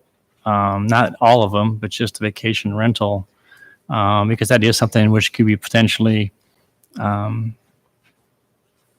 could be turned into, through creative means, into student housing or other types of housing as well too. So That's, that actually, in regards to the short-term rental, has been something I've been thinking a lot, because in my mind, when I was initially supportive of the vacation rental option, I thought we had the cap as a tool in case it got out of hand, and I thought that the cap would be a sufficient tool to prevent what I would, again, not everyone would use it in this way, but the worst case scenario with the vacation rental is that you get affordable homes prospected out in areas. And again, I felt that the cap was a way to protect against that. And so now that it's gone away, our ability to have that cap, yeah, I'm feeling like I want to hit the brakes on this vacation rental option as well. So it has, I mean, I know that, it hasn't directly affect, or I mean, Mark said it didn't directly affect this issue, but it does in the sense that it would have been a tool we could use if we saw any issues with the vacation rental option, and now it's off the table as a tool. So that concerns me a lot. So How much does it concern you? Enough that, I guess I would still be supportive of the other options, but at this point, I guess I'm not supportive of the vacation rental concept piece anymore. And I have been voting no because of the vacation rental aspect. As have I. Just seems like before we throw it completely out the window after we've spent all this work on it, that we should at least talk about other alternatives to potentially regulating them before shutting the door completely. That's reasonable. Do you have some thoughts, Amber, that would? No, because I really didn't expect this to not pass since we've talked about it multiple times. Yeah, I mean, again, the action on the cap is what's changed my perspective on that. Yeah, external forces and factors have entered into the picture that basically changes the parameters. So. Yep. So what options do we have available if we want to consider some other sort of, I don't know, enforcement mechanism? Do we table this item and ask for more input? I don't know what the process is. Well, I mean, I think we could move forward with the ones we might be in agreement on, the home share and the hosted home share options. And bed and breakfast. And bed and breakfast, yes. And then give ourselves more time to look at that vacation rental. I mean, I don't know. Or do we just table it? It's so intertwined with everything that I'm not sure how we just Unlikely strike. we could vote on part of it tonight. That doesn't seem likely. The hosted home share. Right, home yeah, I share. mean, to just staff, right? I don't know, I know. If you're not going to approve vacation rental, I'd rather scrub it out of the ordinance and bring it back to you than have you do first reading and then look at it at second reading and wonder what changed. We've been through that a few times. There's not a rush to do that. I know the rental cap might be gone here very quickly, but the rest of these issues have been around for a while. So it's not right necessary to move on the first reading tonight if you're going to change it substantially. Well, and there's part of me that really is trying to work through my head because I hadn't thought about the rental cap in relation to this at all. So this is brand new to me right now. Right. So I don't know What just happened? Yeah, exactly. So I'm not really sure just striking it is the right answer either. I hate to put it off because I know. Well, I mean, I would want more information, but I'd hate. Is there any chance the governor wouldn't sign that? No. No. Doubtful. Okay. Doubtful. I mean, I just didn't know if we should delay this decision a week or two in case it didn't get signed for some miraculous stroke of luck. But We have tried every known effort, and there are letters that are flying down to her office to try and plead for that. But it's hard. It's hard to say what she will or won't do. But sure. But it seems like there's no particular rush for this ordinance change other than people's patience wear thin a little bit, but there's no calendar event that we're aiming this at, right? It's not. I mean, we've been operating now for over a year saying we're ignoring people that are doing something that's not currently permitted in the city. So we want to get to a licensing structure that can allows people to be legal or not legal. 2 weeks doesn't matter. But I don't want to punt this off for 6 months again because it puts staff in a tough position of saying people, yeah, you can't do that, but we're in a holding pattern, waiting direction. So I'm fine for a small delay, but I think you do need to move forward sometime soon with it.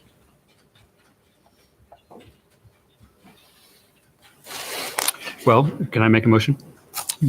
I would move that you revise the ordinance to eliminate the vacation rental portion and bring the balance to us at the next opportunity. Is there a second? Are we having this motion without having any public input? Seriously? Good point. Thank you. Yes. It is a public hearing on the. You're right. on the You're right. ordinance. You're right. Can't do that. Amber, I apologize. You're correct. You're right. Would you withdraw your motion? I withdraw. Okay. All right. So the public knows that's what I'm going to ask for. Yeah. All right. Okay. Thank you, Amber. Any other questions for staff before we do have open the public hearing? So if we were to say, take this away, remove the vacation rentals, and then we had the discussion about how else could you enforce vacation rentals, can that go back in easily? Or is it a case of discussing what you could do about enforcement before revising to remove the vacation rentals? What do you mean by enforcement? Well, I think that's what Amber was asking about, right? Are there other controls you could put in place that would still allow the vacation rentals, but Yeah, I mean, we're probably going to have a conversation, right, about rental property since our cap is going away. Mhm. So it seems to me like we would talk about some sort of mechanism, whether that's added penalties, revoking people's licenses after so many infractions, whatever that is, and potentially apply those same mechanisms to vacation rentals. So in that case, I don't know whether it makes sense for us to send this ordinance away, remove vacation rentals, and then have that discussion. It just seems odd that we would knowingly allow something to go on in the city for so long and then just slam the door on it when these people have invested money in our community to run their business. Okay, I'll declare the public hearing on the proposed amendments to the zoning code to be open, and anyone who wants to address council, you're welcome to do so at this point in time. And as we have in previous public inputs, ask you to limit your comments to 3 minutes or less.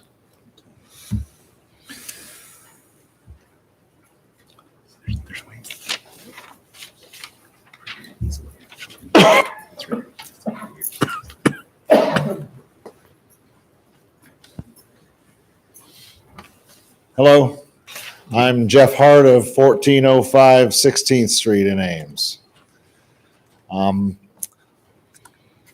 I wasn't going to talk about the topic you just brought up, but since it did just happen with the state legislature and so forth, I think you would be wise to take a big step back and now look at all of your rental policies across the board, your apartment rentals, your house rentals, your short-term rentals.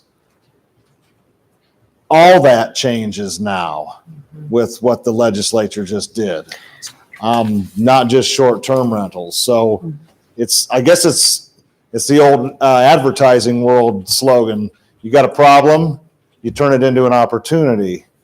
You take this problem that's been foisted upon you by the legislature, and now you take everything rental related in your city and you start putting policies together that addresses all of it in the new world that now exists with you're not allowed to do rental caps in certain neighborhoods anymore. So that's my piece on that. I think you're at a crossroads now. It's that you didn't expect, but here it is, and you got a lot of smart people and good resources in our city to work on that.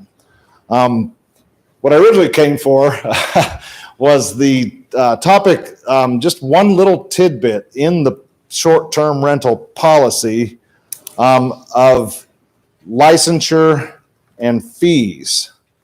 It seems that property owners like myself who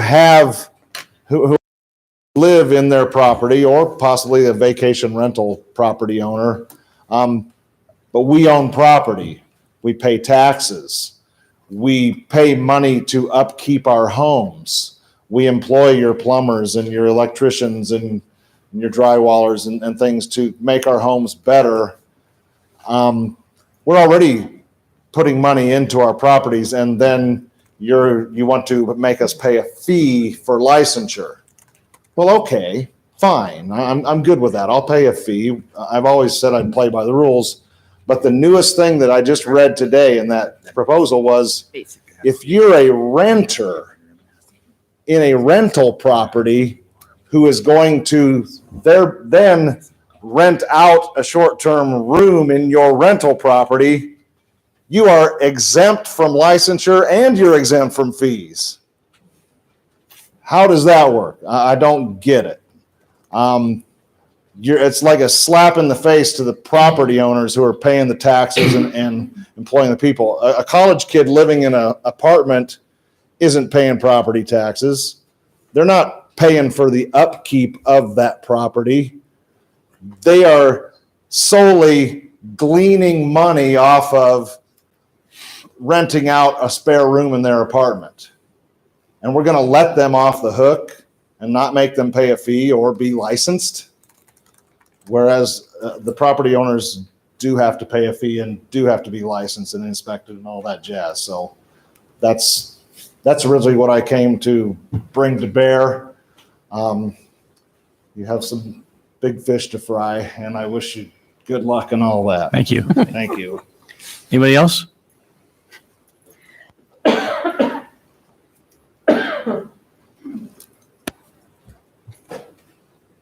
Is there anybody else that wants to address council on this topic? If you are, there's some seats available here in the front row. If you want to just come and sit up here and wait, and then we can make sure we get through it a little quicker. Thank you. Hello, Ryan Hauk, 65697 190th Street, Nevada. Been very active on this from the beginning, and just still want to advocate for the vacation rental side of this all. And I'm incredibly proud of Ames. I'm an alumni of ISU, love Story County. It's where I plan to live the rest of my life here. And I love boasting on Ames. I love telling people we're the best burgers in town when they come stay at our places. And I just have a hard time swallowing taking this away at this point as we've gone through this discussion, as we've started like a year and a half ago. It's been very open. We've progressed to this point. We included apartment buildings into this. I was never even a part of it. So it's even expanded beyond what the original probably thought process was at some point. And so I sympathize with you guys. I do. I know a lot of emotion, a lot of hard work went into the rental cap, so many hours of discussion, and for that just to be kind of taken away, I sympathize with that. I don't want to see that as a punishment to this point. And I feel like there's got to be another option, and maybe that won't get decided tonight. I don't know. But I can mention that not at least being the discussion on that. And I have not probably put enough thought into what that option would be. One, just throwing it out as I sit back there, is maybe requiring an owner of the property to live within a certain mile radius, just so if you're worried about not enough control, not enough eyes on the property, I don't know. It's just an idea I'm throwing out there. But again, just advocating for this. So thank you.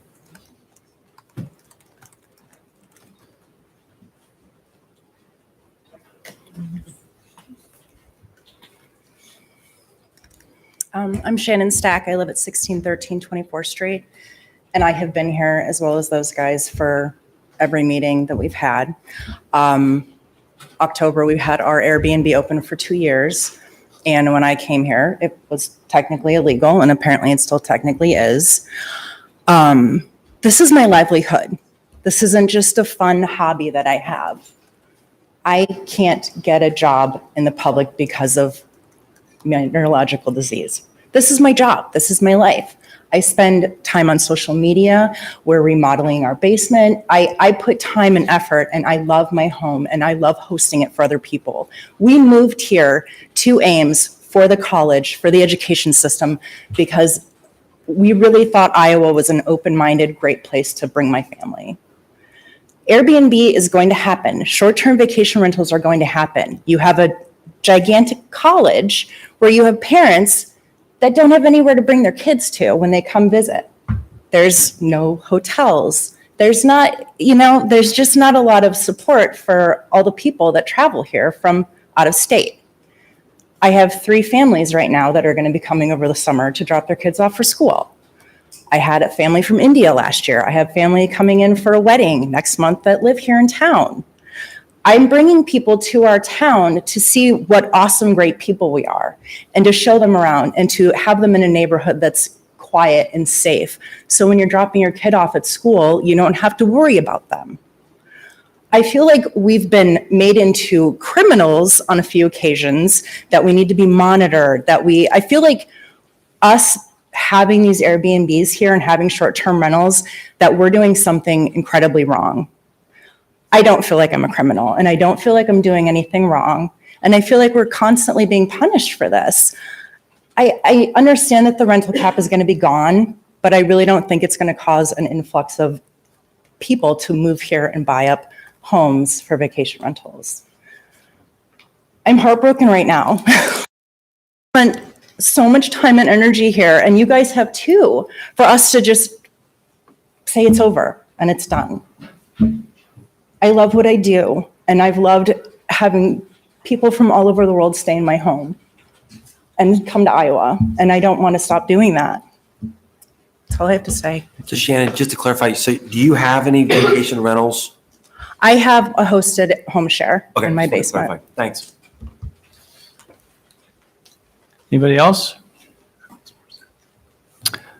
Seeing none, we'll close public hearing. All right, council, discussion, motion? I would say that it's not that I feel like anyone's a criminal, but what I hear is that Ames needs affordable housing, right? That's the refrain we get over and over.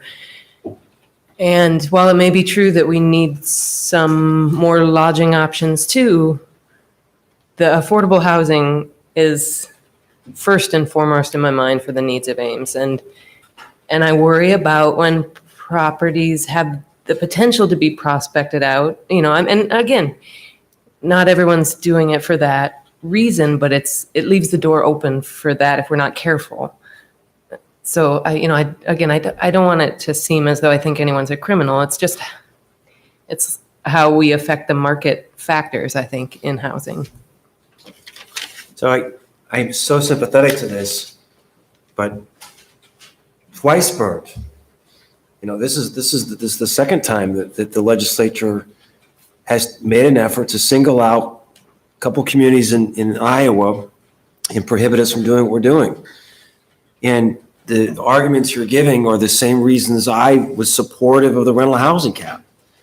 And I'm nervous that we're using the same arguments in support of something the legislature has made very clear they're not open to. So I'm really torn about how to move forward with this. They're not open to what? The legislature? I'm sorry. The arguments of wanting to have some kind of control over the market forces of owner occupied versus rental. These were some of the very arguments that we used for the support of the rental housing cap. The legislature's made it very clear they're not interested in that kind of municipal meddling with the market. And restricting what people can do with their property. Yeah, and so, and I'm getting this in stereo from the legislature. I don't have any solutions on this. So how does a city balance? So I want to interject one thing quick. So I want to be very clear. Short-term lodging is not rental, because by state code, if you're staying somewhere for 31 days or less, you're a transient occupant. And that's what this ordinance is regulating, not rental property. So unless they're going to change the state definition of transient occupancy, our ability to use zoning to control where hotel, motel, and lodging establishments are versus housing is not in question. Now, if they're going to address transient lodging and say no city can create licensing requirements for state lodging beyond state standards, okay, that's going to take it away from us. But short of that, this is a basic zoning principle that we can employ as the city. Well, that's very alluring, Kelly. But I'm just saying the very arguments that we just went through, that's what the legislature said no. And so I just want to proceed with caution. They have the ability to do exactly that. They can. I mean, they can take all our zoning authority away. It's all given to us through their legislative process. So in any year, we could lose any authority, whether it's a fireworks stand or whether it's short-term lodging or some other other thing that might be of interest that year. So I just I don't want to confuse short-term lodging with rental housing rules. They are different and we they are will- applied differently across the state. We will affect the market with any follow-up decisions we make about rentals now that the cap has been taken away, right? If we decide that we are going to require parking for every bedroom in a rental, those things are affecting the market. So that's what we do. That's what we're doing when we're regulating rentals. And I guess I'd rather not try to anticipate what the legislature is going to do because so far I haven't been able to predict that. So all we can do is decide what we think we should do. I'm ready to And- predict what they're going to do.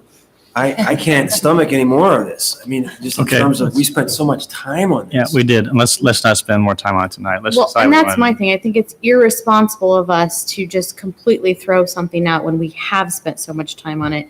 And we've had people who have spent their time with us as well in trying to define what this should look like. And I think it's crazy that we would just consider eliminating it without any further discussion. So, look, the sense of my motion and the actual words of my motion were to bring back something that the majority will vote to approve. And that leaves open the possibility of coming up with something in the vacation rental category that the majority would also approve then later. Okay, it's not, the motion tonight is not to forbid us from ever considering vacation rentals again. It's in order to move forward in a schedule that seems to be preferred by the staff. And On my the parts that we agree on, that the majority agrees on. So my question was designed to elicit whether or not that made sense, but I didn't really get an answer to that. So I don't want to see us do this and then create more work because we have to undo it somehow in the future, right? So if we do what David is suggesting and we remove the vacation rentals and we move forward with the rest of the STR ordinance so that we've got something in place for all the other categories, is it going to create more work to then reinsert something else about vacation rentals if we decide to do that? Not significantly. I mean, you're going to go through publishing another ordinance and yeah, you're going to go through the same steps of reading it, but you've had it reviewed by the Planning and Zoning Commission. If you want to change that option, they've made their recommendation. I don't think you're going to end up going back to the Planning and Zoning Commission. I don't see it as a significant level of work to pull it out and deal with it separately. I mean, the basic structure is all there. You're plugging in one other use if that's what you come back to. So the people who are currently running vacation rentals will, once third reading passes, will no longer be able to operate them? Or will we continue to allow them to operate them until we define them? Yeah, that's a good question. Well, I think I'd probably have to defer to Mark about how you don't enforce an ordinance. It's what we had when we were going to create a system was deferred enforcement as we gained applications. Correct. But this case, you can't apply to become compliant at that point. So you could delay the implementation of the ordinance if you had, let's say you picked August 1st for effective date because you thought you could deal with vacation rentals if that was your choice in June, then it could catch up to that August 1st date. But other than that, I'm not sure how you go about delaying enforcement.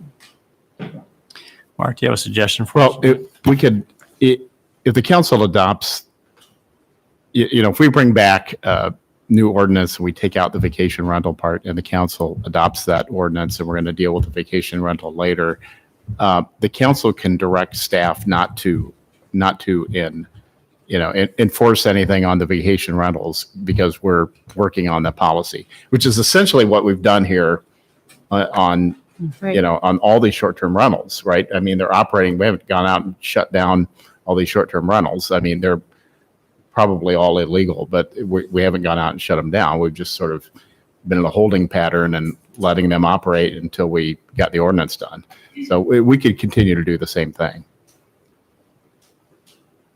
Okay. I think it'd be important though that the outcome of the reading of the ordinances is that direction says and continue to do something about vacation rentals. It can't just be absent direction. I think that Mark's assuming there's direction to work on it. That would allow us to follow the course we've been on. Yeah. Ready for the motion? So we can vote it down, but I'd like to go through the drill of it. I'm going to move alternative one. Second. This alternative one is what? Approve as presented. Okay. First passage. Discussion? This is complex, and I think Raman, you make some very good arguments. I just think some of the reasons Amber said, I just think we need to just have an up or down vote on this and then see what we come up with. So to be clear, you have to vote on 3 ordinances, not just alternative one. So if you want to just start with amending chapter 29 as the first motion, that would be a good place to start. Because you're going to amend chapter 29, you're going to amend chapter 13, and you're going to create chapter 35. Actually, Mark gave me, there's actually 3, like Kelly said, there's 3 specific motions. Yeah, and the agenda should have listed each of those separately, and I didn't catch that until I was sitting here tonight. So so I gave the mayor a cheat sheet for the 3 different ordinances. The 3 different ordinances are mentioned under item 42, but there wasn't an A, B, and C for each one. But we could still proceed with each of the 3. So we can test the waters with this first motion. So the first one is first passage of ordinance making changes to chapter 29 zoning code, and that specifically is doing. That would create the definitions of the uses and say they're allowed in specific zoning districts across the city. Okay. So I will withdraw my motion, and I'll move that. Yes. Okay, which is first passage of ordinance making changes to chapter 29. Any discussion? Roll call. Oh, there was no second. I did. Yeah. Good. Oh, you didn't. Oh, okay, I didn't hear you. I'm sorry. The soft second. Nay. Aye. Aye. Nay. Aye. Nay. Motion failed. There's no sense in going on to the other 2 motions because they're all predicated on the first one. Correct. You can't enact the other 2 without. Okay. I would like to move to have staff bring back a revised version that eliminates the vacation rental with the further direction that staff continue a holding pattern in enforcement of the vacation rental. Is that clear enough, Kelly? Because you want us to do something about vacation rentals? I want you to continue the current practice with respect to vacation rentals in terms of enforcement. But what I'm saying is you want us to bring some option about vacation rentals back. Because we have to move towards something. We can't just stay in a holding pattern. Yes, although I'm not offering guidance as to what the option is. So okay. Second. Okay. Give staff the ability to work through things. Discussion. So I think if I was to apply that, bring an ordinance back with 3 of the uses in, vacation rental will not be in it, but bring a staff report about how to address vacation rentals in light of the change in the cap. It doesn't have to be at the same time though, right? But that's what you're asking for, is a staff report about vacation rental options rather than a draft ordinance, because you've not given us direction what you want in the ordinance. We can bring the first one. Got it. So we'll bring the other one back very quickly, and we may bring the vacation rental one back at the same time. Seems like there's 3. May. No big promise. We may. There's 3 components. One is work on revising the ordinance. 2 is suspend any kind of enforcement of the vacation rental. And then 3rd is staff report. Is that right? Staff report on vacation rentals. Okay. All right. So Go ahead. can I ask one of the people who voted nay, I think it would be helpful if the goal is to limit have some impact on the number of vacation rentals. I think that's going to be hard because I think that flies in the face of the spirit of what the legislature did. Kelly's point notwithstanding. So what would you have, what would we do? What direction could we give staff that would somehow move towards where you want to go, but yet somehow be hearing what the legislature said this loud and clear? Yeah. What can we do?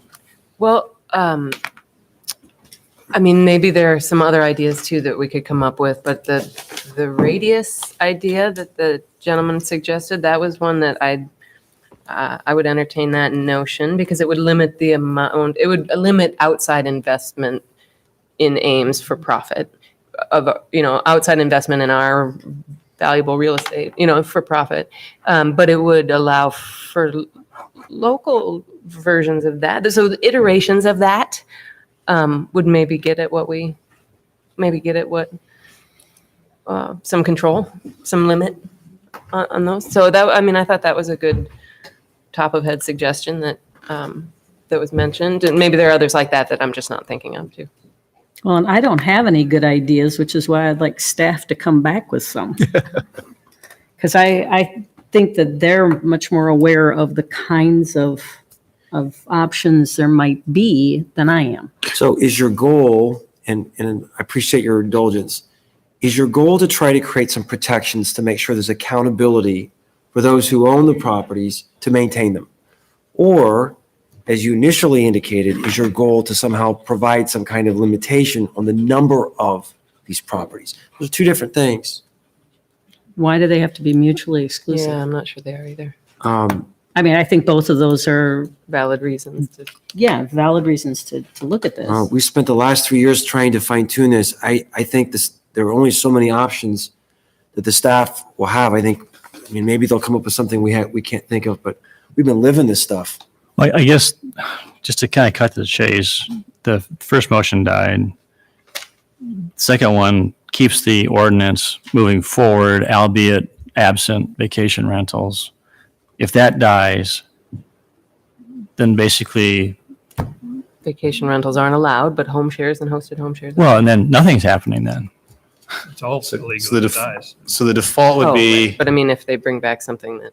No, I'm saying would that be if bed this and motion, if breakfast this motion existing in our dies, then the zoning point is where you go Yes. next. The bed and breakfast. Some people could pursue that. Vacation rentals don't meet that. Didn't it have to, the property owner had to live at the bed and breakfast? They do. So it's similar to a hosted home share. Right. Not the So, vacation. and only, again, two people, at least one. I don't know if two have even ever applied for that in the context of an Airbnb. And part of that's because we never promoted that and we said we're doing this, but that would be the default if no ordinance was adopted.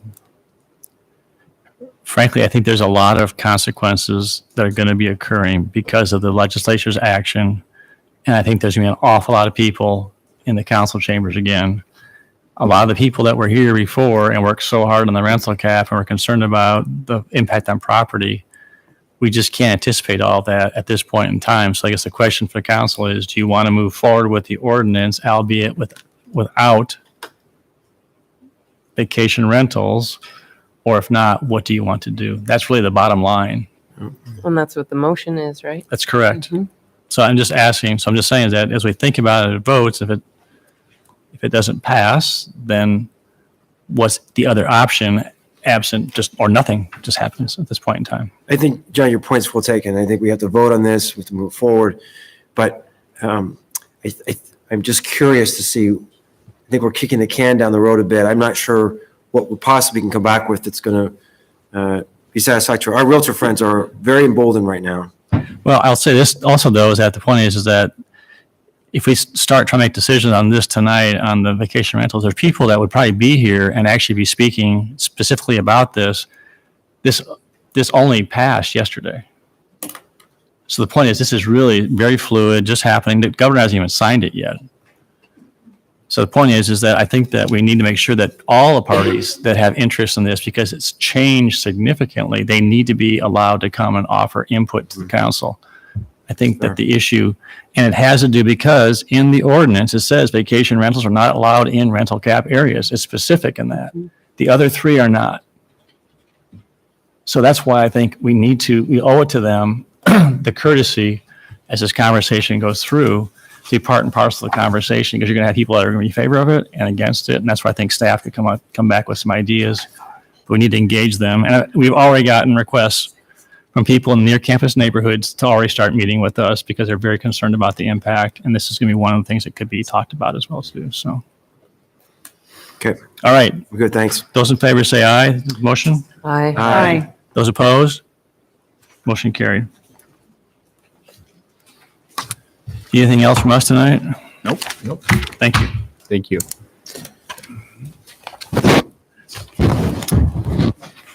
Item 43, hearing on Fire Station Number 1 parking lot reconstruction. Pretty self-evident unless there's any question. I do have one question, and You do? yeah. I did not have time to ask you this afternoon because I was busy. Uh-oh. I just have one question, Chief, and that is, you're repairing the concrete, which is settled because of the fill that's settled. Yeah, there used to be fuel tanks in there that have been removed, and it's just settling over time. So my only question is the fill that has settled being taken out or being recompacted to eliminate this from happening again, or do you know? I do not know that. That'd be a Public Works question. And I apologize only because I was a little distracted this afternoon by other things that are going on in legislature that I was basically frantically trying to communicate with people, so I didn't have time to ask that question. So, but anyway, that's the only question. All right, any questions for Chief on this? Otherwise, you got a public hearing on this. All right, declare the public hearing on the Fire Station Number 1 parking lot reconstruction to be open. Is there anybody who wants to address council on this item?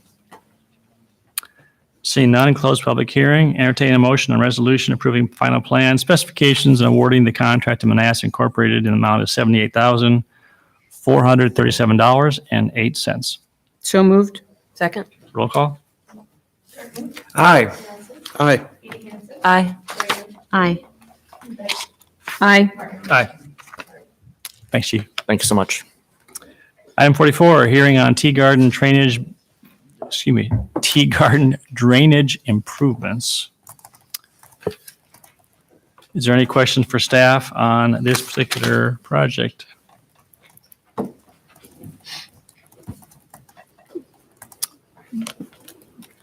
All right, I declare the hearing on Tea Garden drainage improvements to be open. Is there anyone that wants to address council on this particular topic?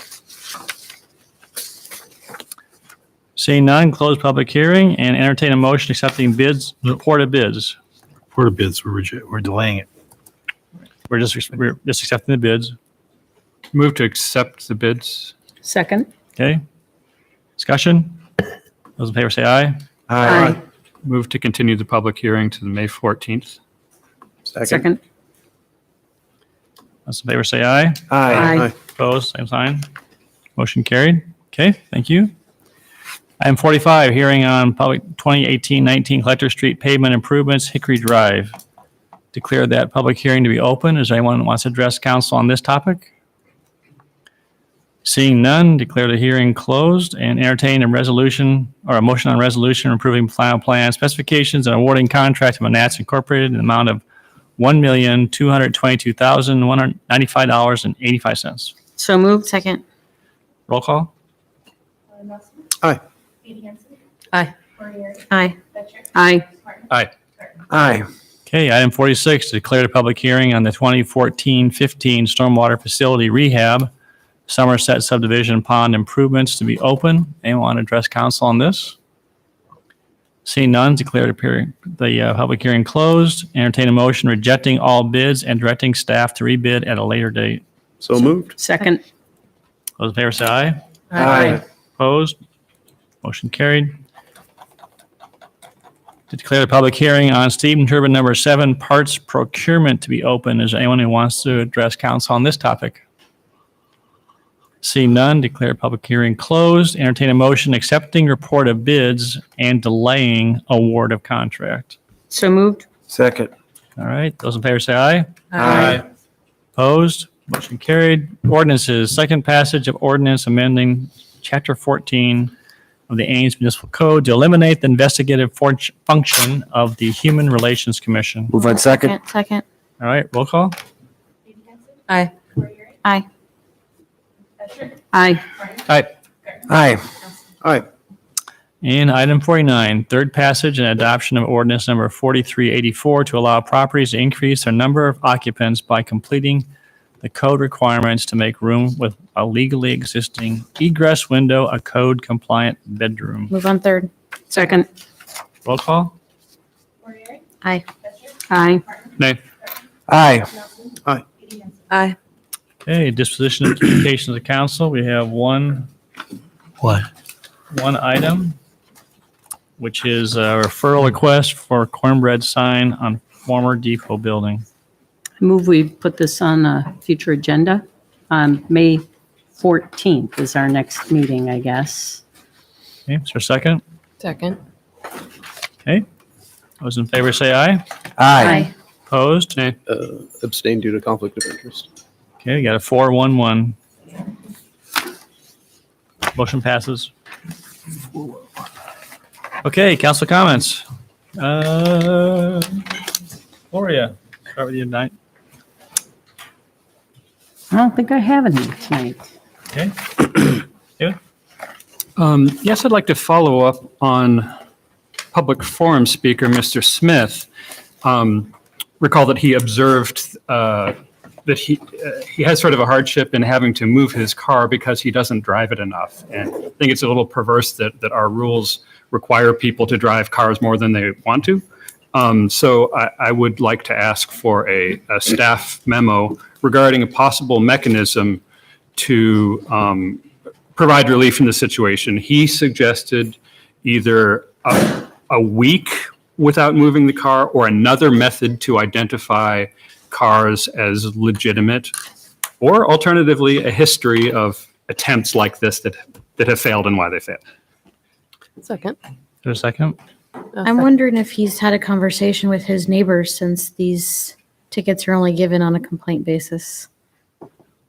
The reason you do it is so people don't store cars. Right. And it is usually based on a neighbor complaining. We don't proactively enforce it. So you probably want to get the input from their neighborhoods who want it. And I'll withdraw the motion and suggest that to him and circle back if we need to. Would you take care of, can you get that to him or you want me to take care of that? Is there an orange card for him? Yes. He has said his name. Okay, yes. Or you can get that from, Elliot Smith. I'll do it. Thanks. thank you. Is he in your ward? No. Okay. We still talked. Okay, all right, anything else? We also had a letter from a Mr. Goodman. I don't know if anyone knows him, who was asking for a referral for some purpose. I don't remember the details. Oh, was the I figured that was facade grant? the next. he was just talking about, agenda packet. did it get to everybody? It got to everybody, yeah. It so I actually assume came it'll in- coming It'll be on the next non-agenda non-agenda packet. packet. Yeah. Sometimes there's a delay in them. Yeah. Okay, so we'll just wait. Let's put it on the 14th. Had to do with the next round of Campus Town facade program. Facade program. Remember that? She was He was asking, asking, but he was asking to be able to start his application out of sync with the program. yeah, we just went out, Kelly will tell you, we just went out for a round. There was no interest shown. So usually we wait. When's the next round going out? And that may be too late. Do you want to just start another round? He knows at least 2 that will apply for it. We went out, nobody responded. We usually wait a period of time before we go on with the second round. But we'll get that yet, I think, on the non-agenda packet materials, and then we could refer it to staff for memo at that point. Okay, I'm done. Thanks. Okay. Jim? So I wanted to give kudos to our city staff. Susan is here.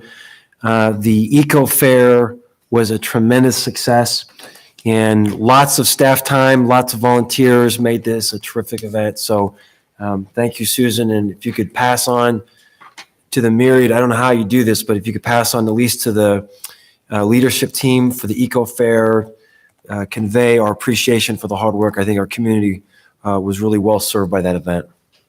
That's all I have. Chris? Nothing tonight. Nothing for me? Nothing. All right, well, entertain a motion to adjourn. Move to adjourn. We are adjourned.